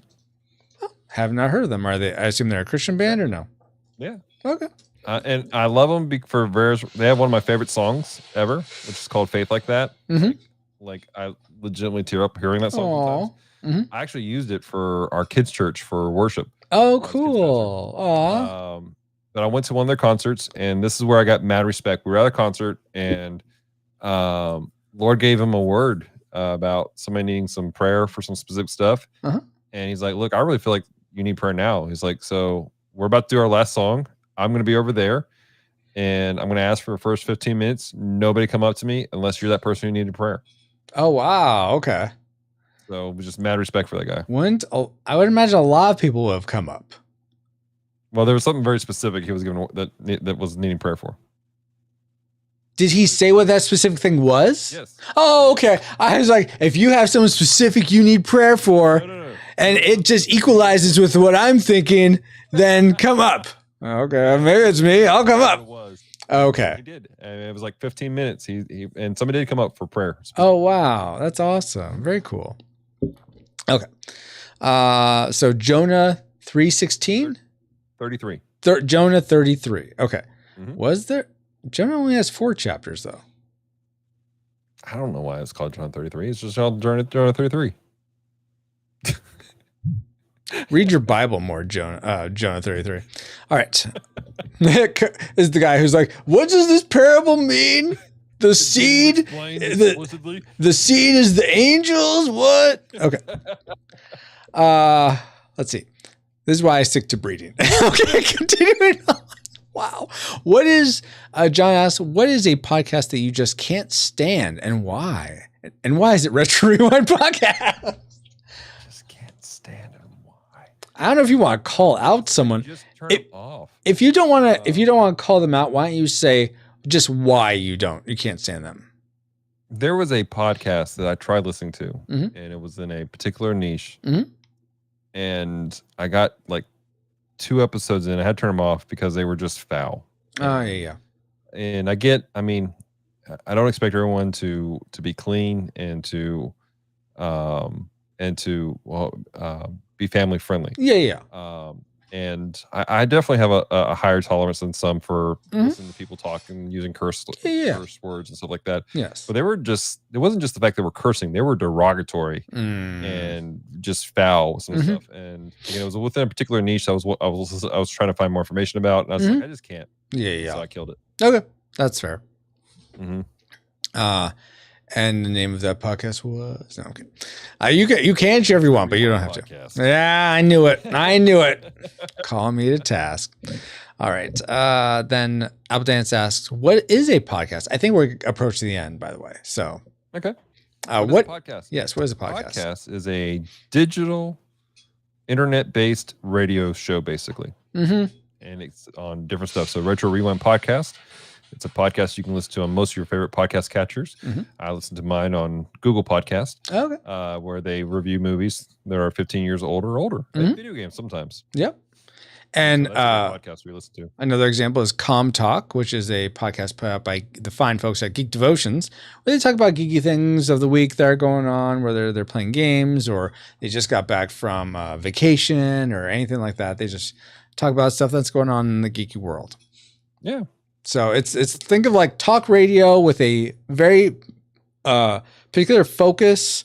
And you can find Hopefully a podcast focus. pretty much on anything. What was that? Hopefully a focus. Oh yeah, hopefully a focus. That's one thing. I cannot do podcasts that are just so scattershot. I'm very much like let's Yeah. topic, let's roll with it. And if it's just like a scattershot of things, I'm just like I'm too ADD already. I think maybe that works for some people, and I'm not going to say the name of the podcast, but like some people posted a link in another Discord. I'm like, hey, check out this podcast we're starting at, me and my friends. I'm like, okay, I'll give it a shot because I'm always curious. I mean, maybe there's something I could steal from what they do to make mine better. But it's like, yeah, it's just like, okay, yeah, we're just going to talk about whatever. We thought we had these conversations. Let's just start a podcast around. I'm like, but it's just like anything. And I mean, I guess that's fine. If you're just doing it to have a fun thing to share with your friends, I guess that's fine. But I would prefer a focus. Yeah, I think the dip problem is you and I were very much. I'm going to a podcast for a reason. Yeah. And I want to be in that vein for that reason. Mm-hmm. If you're not fulfilling the purpose, I got other things I have to do. Yeah, exactly. Exactly. Okay. Good question. Apple Dance. Baba asks, what let the dogs out? Who let the dogs out, he says. Who let the dogs out? Not me. I don't have dogs. I rent. All right. Yeah. That makes sense. Did you let the dog out? No, I didn't. I rent as well. Don't have a dog. John from Geek Devotions asks, what geek fandom can you not stand and why? What's with all these negativity, John? What geek fandom do you kind of not stand and why? Yeah. I don't know if there's one that I just can't stand, but there's just some that I just don't. Those Gunpla people, jeez, always with their scoring marks on the leg atrophies, something other. I don't know. I don't jive with high fantasy. Okay. It's just not my thing. It's cool. It's whatever. As much as I enjoy swords and sword fighting, it's just not enough of that for me. Like, I'll watch some stuff with Celeste every so often. And what did I just watch? Oh, we just watched. So this next month we have a couple episodes based on Dungeons and Dragons. And you just watched the two movies back to back. Right, for the bottom shelf. Yeah. And that should tell you everything. Why. But I already have my own personal prejudice. Not prejudice, just I'm not into high fantasy. Yeah. It's fine. If that's your thing. You like low fantasy. I like low fantasy, like with like my hip hop. So, it's just not a thing for me. I spend half my time going, when was the last time they bathed? And so it's just fair. Like, I just don't get into it as much. And so that would probably be my answer. Again, it's not that I don't stand them. It's just not my thing. I mean, it's cool, but. Oh, and we had an answer from before. So Dale let the dogs out, but he let them back in. So we're all good. Yes. Good. Dan says, well, fantasy can't be for everyone. Yeah, totally. And yeah, Ashley says it's not her fandom either. And totally fair. Celeste loves high fantasy. Have you gotten have you broken the Western barrier yet, or are you still like Westerns aren't for me? We still have to record the first podcast where we discuss that. Oh, you're making another podcast. This is a podcast like 10,000? It's a 3-episode podcast for patrons. It's a patron exclusive. That's a new podcast, Dallas. It's part of the patron exclusives. Oh, okay, all right. So that will eventually go to Calm Talk eventually. Come on, Ashley. Our first one was called El Diablo, and you'll find out my reviews on it if you are a devoted Patreon geek. Awesome. And that's at patreon.com/geekdevotions. Awesome. All right. Thank you, John, for that question. And then Appledance says, what's a stream? all these get back to basics questions, Appledance. Thank you. Yeah, a stream, Apple Dance, is what you're watching now. We are live streaming. We're sending a feed out to the interwebs. And, this is what we got. Now, what form it takes, it's different. There's some that's conversational like this. Sometimes there's a game stream. Sometimes there's awkward ASMR streams. And then there's awkward hot tub streams. I'm not sure why that's a thing. You really don't know why that's a thing? I'm still waiting for you to do your hot tub stream. Well, I mean, Ashley won't let me.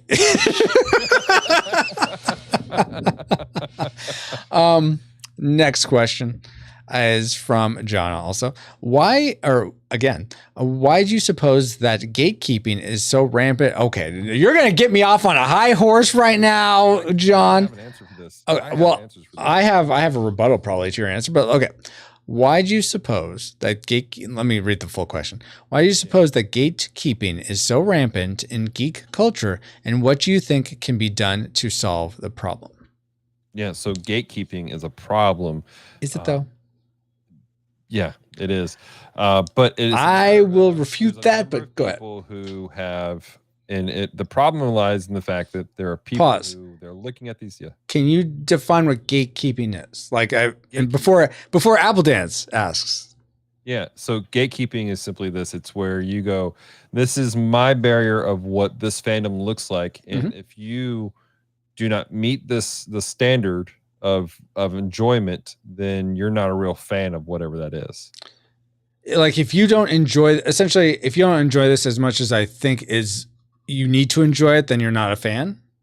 Not just that, it's like having knowledge, having experience. So like, for example, you are a big fan of retro gaming and somebody goes, oh man, I love video games. And you're like, yeah, but if you don't play the Super Famicom on a CRT TV, you're not really a gamer. Well, yeah, that's gatekeeping. That's standard. You have to play it that way.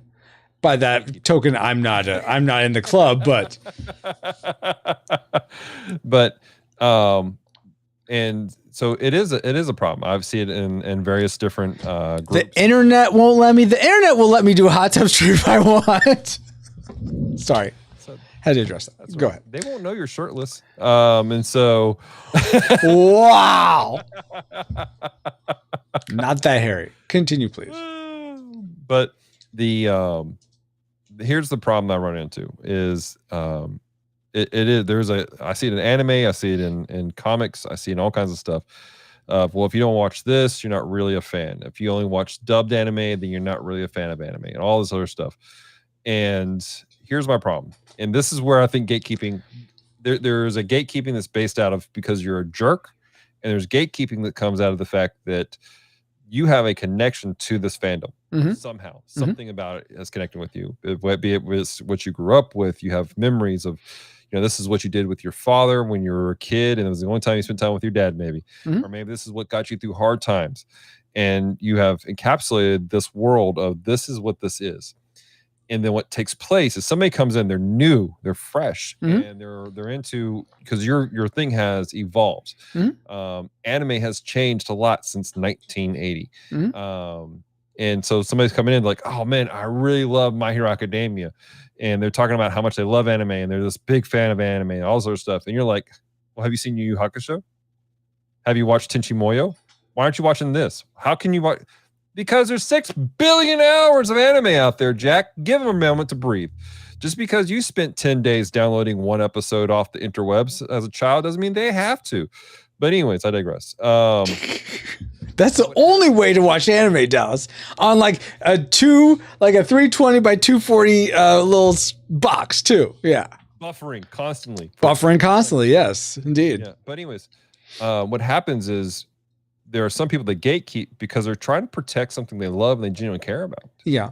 And they're like, I want this to be good. I want this to stay. And they're scared of it being quote unquote ruined. And somebody just doing something just absolute left field. And maybe some of that has happened a little bit in your fandom. Maybe some of that has happened in something that you care about. And you're like, oh, I don't like this. Well, do you not like because it's not good? Or do you not like it because it's just a little bit, it's different than the portion that you love, that you care about? Okay. And so you have this wall. And so there's this tension that takes place where you have to learn to, the people who are into something that are older, they have to be willing to let something grow and move on. Because if we don't, it will die out in a couple years. And then the thing that you love is just gone. At the same time, people who are new to a fandom need to be understanding and respectful of what came before, because what they love today would not stand if not for the things that came beforehand. And so there's this tension of of being understanding and respectful towards the younger generation, allowing them to have their new thing, and understand that it's a respectful, like, hey, this is growing. Mhm. But as new stuff is being created, it needs to be done in respect and care for what has come before it at the same time. And so, Well, I think you're talking about two different things now. Like, because there's gatekeeping between, there's gatekeeping between fans and potential fans. And I think what you're talking about is more about the fans trying to gatekeep from the people that are creating the new thing or the reboots or whatever. Is that what I'm talking that's about? What you're talking about now at this moment. I'm talking about the solution to gatekeeping. Okay.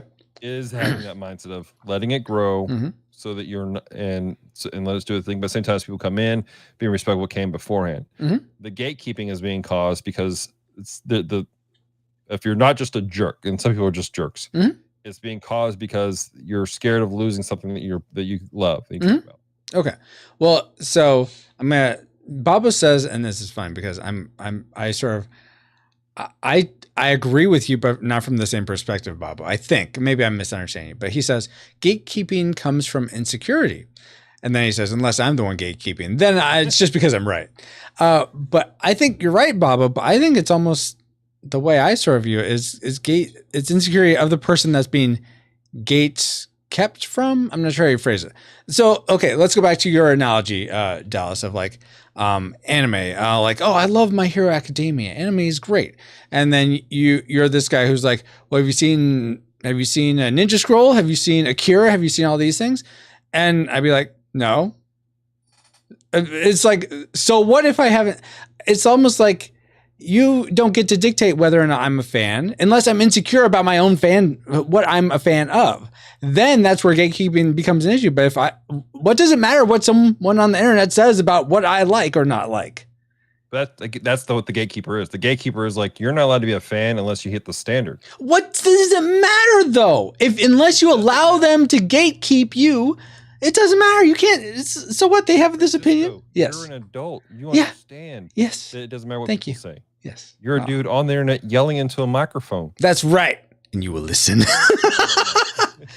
What was that? There are people that do. And there are people, and this is the problem is because gatekeepers are so adamant about it's not real, it causes the mediums to die off. People are like, oh man, I love Spider-Man. If it's not real? Movies. You're not really a Spider-Man fan. I mean, I've heard this. Okay, but what does it matter what they think? I guess that's what that's where I'm confused. And if can't help but think about what people think about them. See, it is a natural state of the flesh to worry about, and I'll prove it to you. Okay. Ashley comes in, she goes, and then Francisco, yes, your face is ugly. I cannot stand how much hair is on it. I can't stand all the hair that's on your back. It drives me nuts. Is that going to bother you? Yes, but that's coming from someone I know as opposed to a stranger. If a stranger's saying something about you, why does that matter to you? It shouldn't matter to you. You've matured to the point where that's the case. Okay, come along, audience. Rewinders, mature with me. If you don't know who I am and you're listening to me and I say you are wrong, you don't have to listen to me. I could be wrong. So just you have to. If somebody comes on the stream and you're being silly like this, and you're be like, "You're wrong, you're dumb," and they're like, "Hey, that hurt my feelings," would that bother you? Wait, they're saying it to me, or I'm saying I said to them they're wrong, they're dumb. Right. I don't think I would say. If you're being silly and you're being silly, and somebody comes in, oh man, I love this. And, I love Monty Python. You're like, Monty Python's trash. I can't believe anybody would like that type of thing. And they're like, hey, Francisco, that hurt my feelings. Well, then I'd apologize. I would apologize because it's someone that specifically got hurt. If you're saying, hey, Francisco, you might offend some person that neither of us know, I don't care about that. If I offend you personally, by all means, tell me, and I would like to apologize because I don't intend to hurt anyone's feelings. But you don't need to protect the other people you don't know. Sorry. Again, you're sensitive about it, right? Yes, I'm sensitive about this whole gatekeeping is not a thing. I mean, I'm not. Let me backtrack that. I understand it's a thing, and I think that's insightful that you said. Well, yeah. There is a level of maturation that you have to go through to not be affected by it. But I mean, how does one go through that without experiencing some of it? It's almost like the trials the trials we go through in life can develop our character. I know I'm misquoting James right now, but so it can. But at the same time, as we progress in age, we learn to think that way. Yeah. But where do most people's fandoms and geekdom start? But in their childhood, when we are the most impressionable, where we are most attuned to the idea of I need to fit in, I want to have friendship. Well, if I'm into this, but they're not, then I shouldn't do this. And then as you try to grow into something and you're being told, well, you're not good enough because of this, that hits kids and people in a big way. Yeah, I don't know if I ever really experienced that. So maybe I'm just privileged from. I'm glad you didn't grow up with jerks. No, I did, but not about stuff like that. I'm talking about ketos that way. That's inappropriate. Jesus, man. Wow. For those that don't know, Ketos is one of my brothers. I have 3 younger brothers. Says gatekeeping matters to people who want to be part of the larger community of the geekdom. But here's the thing. For every one gatekeeper, I'm quoting, air quoting, there's 10 other people that would love to talk to you about that XY thing. So go find that person. Go find those people. But here's the deal. Like within the realm of geekdom. By the way, if you will. I'm finding words. I appreciate you having this dialogue, Dallas. I'm getting amplified, but I love this dialogue. I love that we're having this conversation. And if you guys agree with Dallas, awesome. If you agree with me, even more awesome. But I'm not gonna. If you feel one way or the other about this, I'm not gonna ostracize you rewinders. You like the movies you like the music you like the personalities you like. There's nothing wrong with enjoying the things you like, as long as it's not causing you to sin. Continue, Dallas. Yeah. But within the world of geekdom, it by nature, just because of what happens within geek realms, we it's hard to find people that are into some stuff. It's hard to connect with people. And so when you find a community, you're like, oh, I can fit in here, but you find out that you're still not good enough to be part of that group. That hits people differently. And it's a problem. And especially in the geek world, when it's literally just like we're already a niche community, there's no reason to keep people out of the community. That's just a terrible idea. And so, like John said, it matters to the people who want to be in part of a larger geekdom, but they can't because they're not good enough. And you walk into a space, and I've seen it. I've been in rooms where you've walked in and you're like, oh yeah, I'm doing cool in this, and then there's the snobs. And unfortunately, snobs get loud and they get stupid. Now, hopefully there's somebody else in the room who's not a jerk. Years ago, Celeste and I went to a local game store and we were going to play Magic the Gathering. And there was a dude there that was just a complete and utter snob and was being a jerk and was like, he made it not fun. He trash talked people and he dominated and he made you feel like you're less than, to the point you're like, well, I don't really want to spend all this money on these pieces of cardboard if I'm not going to have fun playing it because of this jerk here. And the only space there is to do this game on a regular basis. So I just won't. Well, so I guess then you you custom another game store, don't you? So do you have the funds to build a new game store on your own? Oh, do you only have one game store in town? Yes. There's Amazon. You can get any game there. But I can't meet you and play you that game. Well, we get Tabletop Simulator and we can. Checkmate, Mr. Mora. I know you, and we're in the same town, and we can we have the relationship to do that. No, that's an online thing. But a lot of people don't have that. Okay, so I'm trying. Not the same doing a tabletop. No, absolutely not. I know. The gathering online is not the same in person. I totally agree. I totally smell the Cheeto dust. Yes, exactly. Okay. So it sounds like the situation you're painting for me is the one where a kid or a young person goes to there's a game store in town. I just moved here, or my family just moved here. This is a game store. I want to go find out about. I'm getting into board games at the time. I want to go to this game store. And if they're hit with, what's this game? I don't know what's this Catan thing. And you're saying, so if someone's like, you don't know what Catan is? Oh my gosh, you are so go play your Sorry or your Uno or something like that. So, and then that experience is affecting that kid or that young person. You're saying that's gatekeeping, right? Am I understanding that correctly? Or that's a form of gatekeeping? Okay. I still don't know. I guess I'm too much of a like. This is a good chance for you to overcome difficulty. This is a good opportunity for that. It's low risk. You're not going to die, but you can meet that challenge and be like, okay, well then I just won't be here. Thank you very much. Goodbye. And you go find maybe another hobby. And then you might find something that you really. Then that hobby of Magic the Gathering dies because you didn't come back. And how many other people said, I'll find something else to do?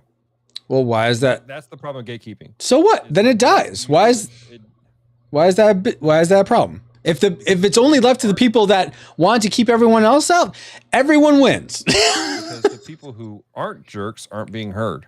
And the people who are jerks are loud enough to push people away from it. Like, it's like how people like, oh man, I've heard this. I've had people go, I hate Fortnite. Fortnite's stupid. Fortnite's toxic. It's not a terrible game. It's fun, actually. I enjoy Fortnite. But nobody wants to watch it because there's a small segment of individuals who were jerks and dumb, or there were some whiny little children on it that were screaming and shouting and taking advantage that mom wasn't listening to them yell curse words at random people. Okay. And so Fortnite got a bad name for it, bad rap for itself. Yeah. And so people are... You have gamers who are like, that's not a real game. That's stupid. Nobody wants to play Fortnite. And so now there's a stigma if you play Fortnite that, you're not really into gaming. It's dumb. And now for like me as a streamer who enjoys Fortnite, I don't play Fortnite because my community doesn't want to watch it. But okay, well then that's... The only time I have to play the game is when I'm streaming. Do you still play it on your own though? I don't have time. Okay, but so that's Fortnite as an example, but do you see how it escalates, how it moves outwards, how the example of how gatekeeping in a small section, how it can grow and it can exponentially affect other aspects of a fandom and a geekdom as a whole. It's not your thing. Again, it's kind of like how we're talking about the parable stuff. You're focusing on the micro, not realizing the spans of things. You're looking at the singular tree, where it's the entirety of the forest of how one aspect does change everything. And it's something so simple. Don't be a jerk. And then you can see geekdoms, you can see fandoms flourish and do well. And then people who like the stuff can do well. I guess I'm into Gundam, and there is a segment of individuals who are hyper angry at a particular series called Iron-Blooded Orphans. Okay. And this is a part of Gundam? This is like a series within Gundam or something? Or okay. It's a series within the franchise. Okay. And they trash talk it. They say if you're I've literally seen memes about how people who like Iron-Blooded Orphans eat glue. Okay. And are trash of society. And anybody who likes Iron-Blood, I like Iron-Blooded Orphans. I enjoyed the first season of it. I haven't had a chance to watch the second season because it's something my sister and I are watching together. Well, then that's like, oh, okay. Now I'm into Gundam. You're not going to kick me out of Gundam. It's just not going to happen. But what if the person that was their first Gundam and they like get into it and like, oh, this is cool, and then they get trash talk. Well, they're not going to watch any more Gundam stuff. Okay. Because they feel like the entirety of the community is not that good, and so they just won't. And I'm sorry, my camera keeps unfocusing on me, guys. My apologies. Okay, I think to put a cap on this question. Thanks a lot, John, for getting me off on a tangent. And yes, I guess no game tonight, Ashley. Yeah, yes, I have getting animated. To put a cap on this, I ultimately think this isn't a gatekeeping problem. This is a human heart problem, and we're all fallen, and we all need Jesus. And so, I think this is more a problem with people being sinful than gatekeeping. But okay, this is just this is a manifestation of fallenness. I don't think I'm arguing with that point. Okay, I think. Well, then, I agree with that point. So don't call it gatekeeping. Call it being fallen. The aspect of it. no, fallen. From now on, gatekeeping shall be called being in fallen creation. Okay. So I have said, and so it shall be. What's a geek? All right. We're gonna rapid fire these because we're out of time. Right. A geek is a person that's hyper is really much into a particular fandom or hobby, if you will. All right. Just hyper focus on it. Very cool. Dale asks, Metroid's not high fantasy, high space fantasy. Ooh. It's a space epic. All right, space epic. Firefly or Young Indiana Jones? Is there even a doubt? It's Bobo. Yeah, Firefly. That's right. That is the answer. What's a book, says Apple? It is a collection of stories or a single story written typically on paper, but in modern age it's now in a digital format. Okay, very cool. Animation style, Paul asks, organic or iconic? Which animation style do you prefer? I'm not really sure what he's asking. So organic would be, think of, compare these. Thundercats to Thundercats Roar, or Batman the Animated Series to Teen Titans Go. That may be a little off, Paul. I know we had this conversation, but this is my best way to sort of explain. What? It kind of depends on the series and if it's worth watching, but normally I go organic. Organic. Okay. Let's see. Dale asks, what movie from within your timeline do you not like to see get remade? I think he means like from the time you were born to now. Yeah. What don't you want to see remade? What do I not want to see get remade? Batman 1989. Okay. Me, let's see. John says me or Kevin. Jesus. Ha ha ha, John. What's a movie? I think this might be the last one. What's a movie? Asks Apple Dance. A movie traditionally is a series of pictures lined up 23 into 1 second, telling a story of some sort. All righty. And no more questions. We are done. Congratulations, Dallas, for the 2-hour victory. Good job. Here. Applause. 40-hour stream is completed. Exactly. It's fun. Yeah. I have one last question from me before you let everybody know where people can find you and what you got going on. Ashley says, "Good job, good sir." Thank you, Ashley. I think I did do a good job. What was that? I said yes, Apple Dance. Your questions were the best. Yes, the best, Apple Dance. Okay, Dallas, and you can't skirt this. You gotta pick one thing. What single thing are you the geekiest about? I mean, I think I know the answer to this, but for those that aren't listening in the back, how focused are we talking about? You can take it to any extreme, Dallas. I mean, anime, I guess, right now. No, Gundam is your answer. Come on. You said anything. Yeah. So what are you the geekiest about? Anime at the moment. Aren't you the geekiest about Gundam? That's within anime, isn't it? Fine. You can answer it however you want. Fine. Anime. Okay, good. You want me to do the micro again? Is that what it is? Look at the tree. Who cares about the forest? It's all about the giving tree. It gave to that boy. And what did it get for it? It gave a table. Or a stool. I don't know. It's a stump. And whatever. Forrest gave him a house. Yeah. Yeah. Good. Yeah. Good job, Forrest. Everything else. I like Gundam. Yeah, we'll go with that. Okay. Where can people find you online, Dallas? And what do you want to make sure people know about that you're doing? So you can find me at, you find our website, geekdevotions.com, where you find links to everything else we do. We do, our main thing is every Friday we have a devotional comes out based in geek culture. And it's on our YouTube channel, youtube.com/geek devotions. We have communities on Discord and on Facebook. Look for Devoted Geek Life for Facebook. Social media is Geek Devotion, TikTok, Instagram, Facebook, Twitter. We have, if you're a fan of D&D, don't listen to our podcast for the next month because we're talking about D&D movies. The Bottom Shelf podcast, where we review Geek Devotions, not devotions, we review terrible movies. Trying to think what else. We stream at twitch.tv/geekdevotions. Yep, right there in the chat. Awesome. Remember, Thou shalt be the winner. Chicken dinner. Winner, chicken dinner. The chicken dinner. That's a good clip. I like how John did the same thing. Archie Steph, what's up, sis? Happy birthday to you. Oh, this is getting Happy awkward. birthday to you. Happy Birthday, dear Dallas. Thank Happy birthday to you. Apparently, I'm singing you happy birthday in this clip. I don't know why. It was my birthday. It was my birthday stream. From Jen I guess it was. Scooby Doo. I don't know why you let me on Discord, but okay. I don't know. The real question is, what was I eating in the background? If you can see, I got food in the background. I plate. didn't. Is that I pizza? couldn't tell. Maybe. Yeah. Thank you for the raid, Cellcast. We're wrapping up here, Dallas. I will say, if you would like to play Shadow of the Ninja, we can do that. I know it's late where you are. It's 10 o'clock. So if you want to just call it, totally fine. But what would you like to do?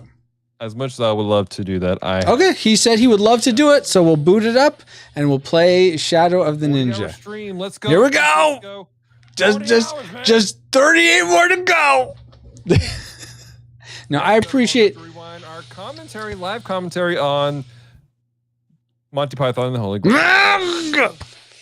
No, Dallas, thank you so much for coming on here, doing your second Rewinder remarks. It was really fun getting to have you here. We just got done with pretty much a 2-hour conversation asking Dallas all sorts of questions from what will you be able to talk to Jesus in the millennium? What is gatekeeping? We went on for quite a while with that one. What is a book? Always saved. Once saved, always saved. Geekiest things, what's something you never eat again, all manner of things. And if you would like to be on Rewinder Remarks, where we interview you guys, the Rewinder community, so that you're not just, I realize you guys aren't just names on a screen in the chat. You are people, you have a voice, you have, you're made in the image of God. And I'd love us all to be able to know that if I see Geek Devotions in chat, I know what he sounds like, I know what he looks like, and that goes for all of you. So I would love if you would like to be on Rewinder Remarks, which we may have to switch the days we do this because things are getting crazy for me scheduling wise. If you could be in prayer over me, that'd be fantastic. But me and my wife.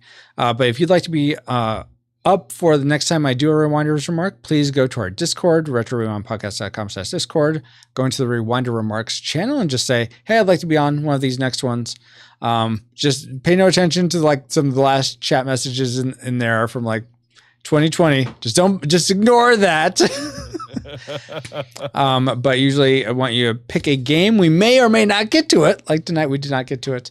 But we'll just ask you questions, fun questions, usually nothing like super hot seat ask other than, I don't know. You got some hard questions you're asking me.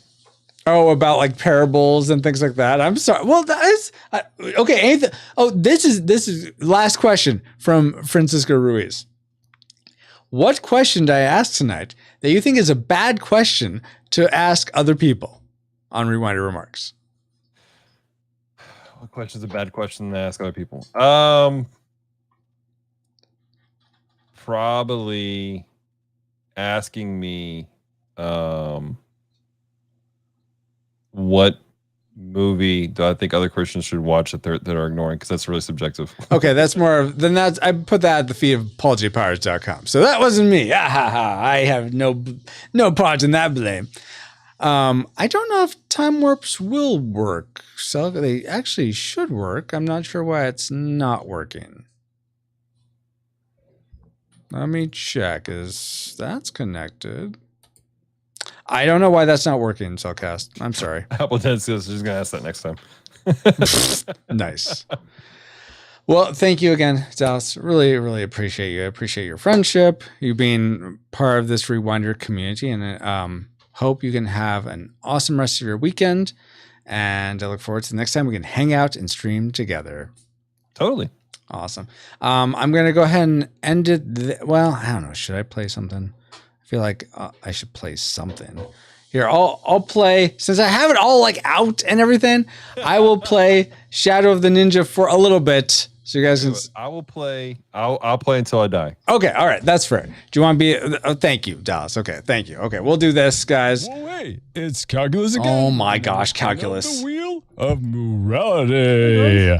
Wheel of morality, 0, 1, 2. Tell us a lesson that'll make us move. I have to get all rearranged here, so hold on. Oh, moral number 76. This one comes from me. If you ever egg someone's house, be careful, because they may send a birdo to egg you. I don't know when to quit. That's true. He's didn't notice. I got no beef with it, with the other Marios, but okay, bye. All right, let's hear. All right, so Decision says Dale. Yes, and guys, I am going to have trouble following chat because my screens are limited. Actually, I'll bring it up on my phone here. So, but I'm not going to be as good reading chat during this. At least I don't think I'll be as good. But by the way, Rushmore Joe, I saw you come in. I never said hi. I waved, but in case sorry. Rushmore. But hopefully you're doing well. Okay, let's get to this so I can see chat and make it so that it's only chat only. Apply. Okay. And hopefully I'll be able to read some of this. Connecting to the interwebs. Okay. Yes, and I need to get my controller here. I need to change my screen. Join a friend. Hold on. Ah, come on. Okay. And are you getting it set up for us? I just hit it says join a friend and it's searching, but there's nobody searching. Okay, well, I didn't start an online game. This was just going on in the background. So let me go back to game. I've never done this before, so this is exciting for me. Okay. Oh, cool. Okay. So play online, connect to internet. So I have to connect to the internet. Let's see. Why? I said, give me the chat. What are you doing? Okay. Chat's good. Just stay there now. Okay. Let's see. Unable to find any friends. And you're online? I said I'm online. I said play online. And I hit OK. It said searching for friends. Okay. That's weird. Let me search again. Oh, for friends games. Okay. So I'm going to start a two-player game. And then okay. Only those who know it will be able to join you. Sure. I'm going to set a passcode. RR 1 2 3 4 okay. 1 2 3 is the passcode. Wow. So now I'm creating an online session. Okay, invite a friend. Sure. Panda. Next. 1 2 3 4, right? Just 1 2 3 is all it let me enter. 1 so 2 3. Yeah. It's my luggage. Exactly. And I don't know if you guys are chatting. I'm not seeing anything come up on chat. So I'm not seeing anything either. Okay. You joined Retro's game. Yes. Huzzah. Oh, I'm looking at your screen. That's weird. Why isn't it? It says Retro has control. Okay. All right. Then I'll just pick something. Yep. Oh yeah, that player 1 and player 2. Okay. Shadow of the Ninja by Natsume. Okay, and then we had to press start again for some reason. I think, if I remember this right. Okay, now we're going to do a 2-player game. Do you want to be the guy or the girl? Either way. Okay, I'll let you be the guy. All right. I do manly. Manly. All right, so I'm orange. All right, and you're purple. Yeah, yep. Here we go. Kill him. Ow! Help me. Why aren't you helping me here, Dallas? Come on. I was. Okay, as long as you're I'm dying again. I'm gonna turn this down on my end so I can hear you better. The thing? Yeah, I'll get the shurikens. Well, if I can. Okay, so apparently now geez, darn robot. All right, so I'm gonna try. You get that. You get that hook shot thing. There we go. I like the hook shot. Yeah, it's pretty cool. So why did you pick this game? You picked the game. I gave you 3 options. No, you said we're gonna do this, and then we do the other game. No. I gave you 3 options, and you chose this one. I don't recall if we were picking this one. Yes, you did. What were the other games? Fall Guys and TMNT Shredder's Revenge. Oh, I think I chose this because I don't think I realized this is what you had chosen. Oh, I thought you chose something actually fun, Francisco. Yeah. Kill this guy. Yeah, I had TMT for as backup. Okay, he's almost dead, guys. Yes, we did it. Ah. We were able to do it. Yeah, I've never played this game before. Yeah, I only played it to see if it would work. Roy, don't die. Thanks, Cellcast. Dale says, sorry, I'm in the zone between sleep and awake. No worries, Totally get Dale. that, Dale. Yeah. All right, there's gonna be a runner up here in a second. Oh, okay. Just squat. I'm squatting. I don't know how much. The runners, if you squat, all they can do is push you. Okay, you have a bit more range. Yeah, okay, there we go. Yeah. Can you get that? Oh, yeah, nice. Well done, Dallas. See, this is why you want to play with Dallas. He is awesome at helping. And even though you run pell-mell into danger. Ah! Darn missiles! Okay, I got a hookshot too now, apparently. Would you? Okay, did I lose a life? I think I lost a life. Oh, wow. What's with these missiles? Why can't we even kill the missiles?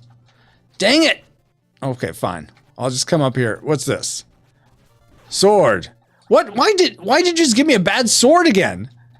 Who would want to choose the sword? Oh my word.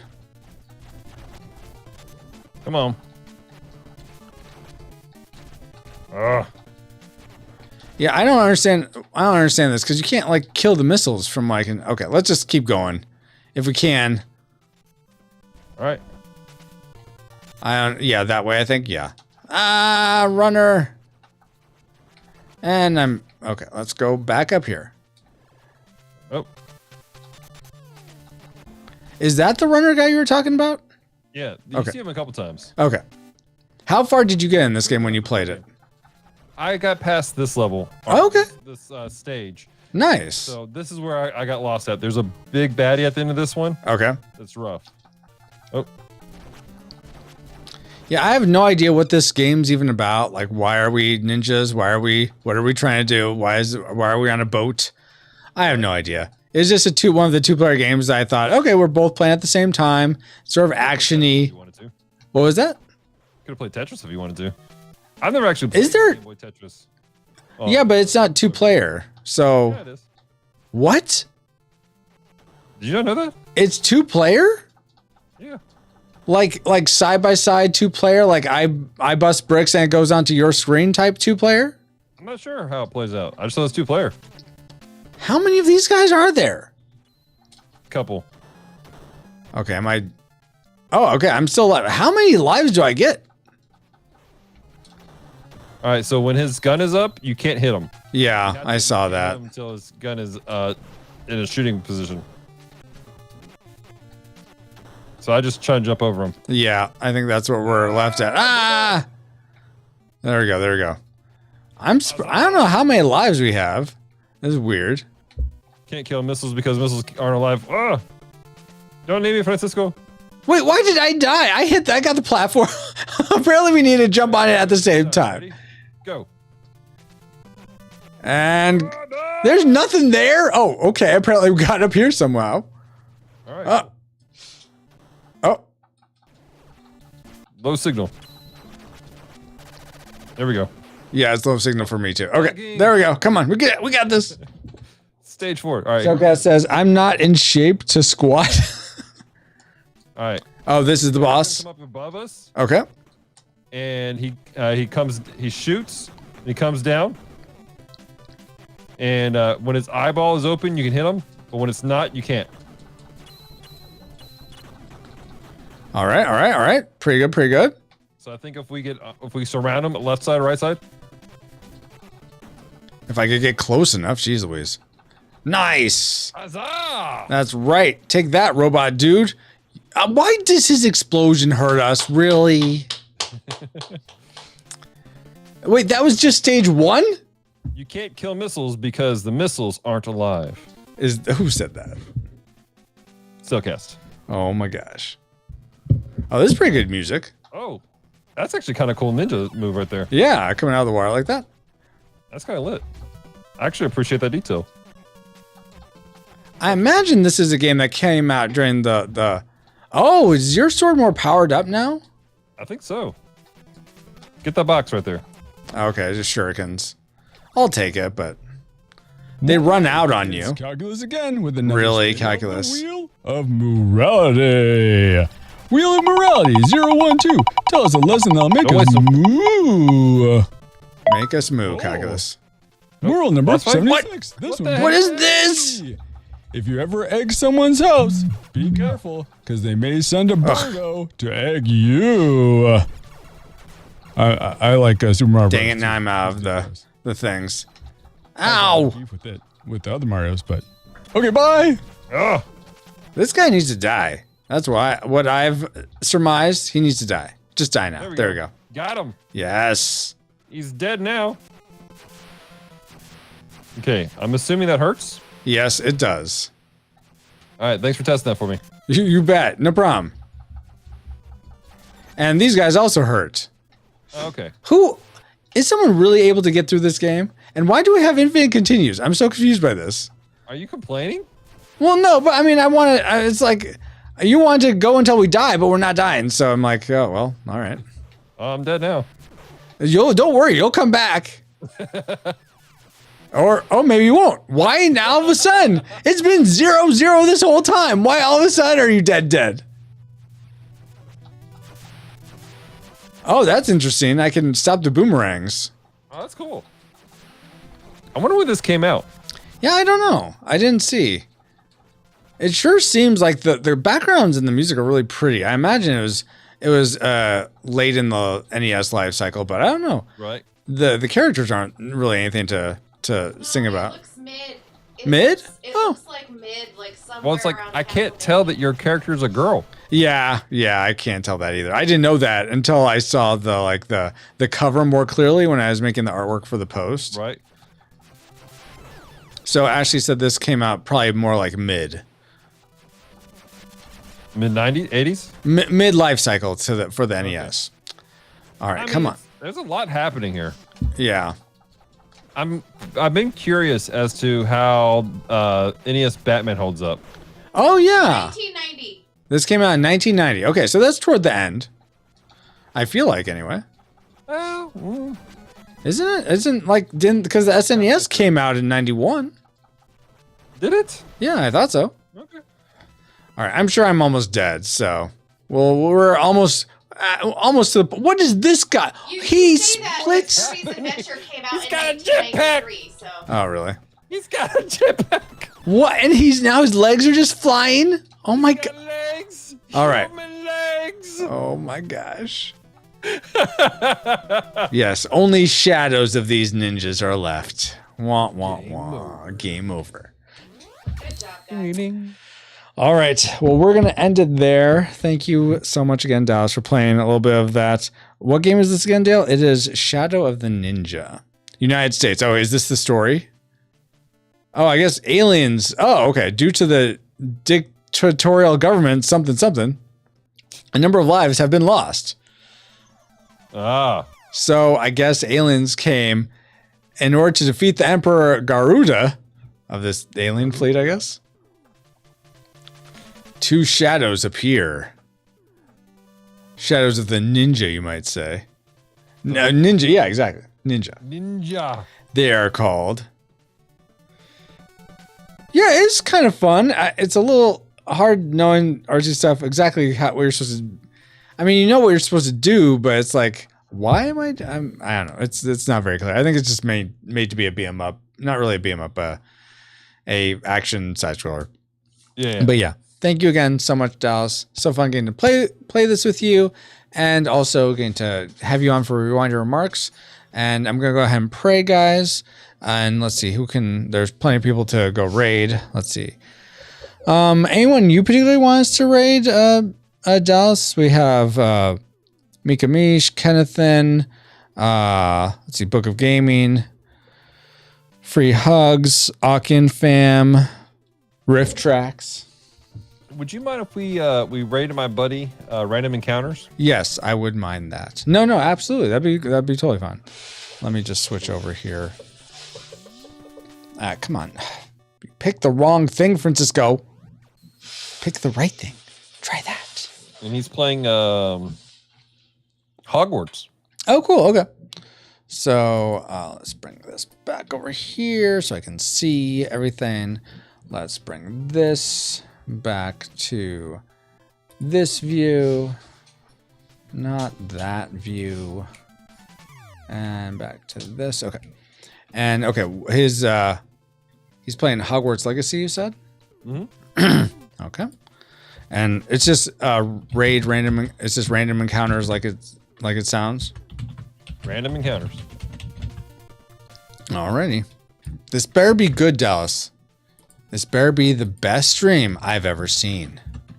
Because I expect that quality from you. I expect it. Awesome. But yeah, so join us to raid Random Encounters. Dallas's friend, John. His name's John, right? Yep. John Frudiger. John Frudiger. And is he the guy that you grew up with? Yeah. Okay, very cool. Friend. Yeah, awesome. Okay, we will go rate him. He is currently playing, like Dallas said, Hogwarts Legacy. Well, I see an ad with Family Matters dad over here, but I'm sure after that it'll be Hogwarts Legacy. Oh, yeah. Anyway, Lord God, thank you so much for tonight. Thank you for Dallas and him giving so much to this community in so many ways, not the least of which him coming on here for Rewinder Remarks and being willing to just be on the hot seat, be interviewed, be just asked a manner of questions. Thank you so much for him being here and taking the time. I pray he has a good rest of his weekend, that you refresh him, rejuvenate him, prepare him for any challenges that are upcoming, Lord, in the coming week and weeks. Pray so much. I pray that you continue to uplift him and encourage him. And I pray over all of us, Lord God, that you protect us and provide for us. For any of us that have put our faith and trust in you, may we pursue more and more each day. And for those of us who haven't, may we experience your love, beauty. Oh, I'm like, what am I hearing? It's actually on her phone. May they experience your love, beauty, truth, and grace in a fresh new way. I pray all this in the name of your Son, Jesus Christ, who left all majesty to come down into our depravity, live the life we wanted, taught us how we could, for love's sake was crucified on a cross to conquer sin, yet overcame that death, being raised to you, the Father, making a way for us all to have a right relationship with you where there wasn't a way before. Amen. Amen.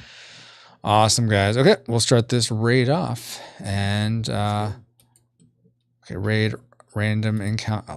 Now I'm worried I spelled it wrong. So let me just copy paste this so I don't just raid some this person's not streaming. Ha ha.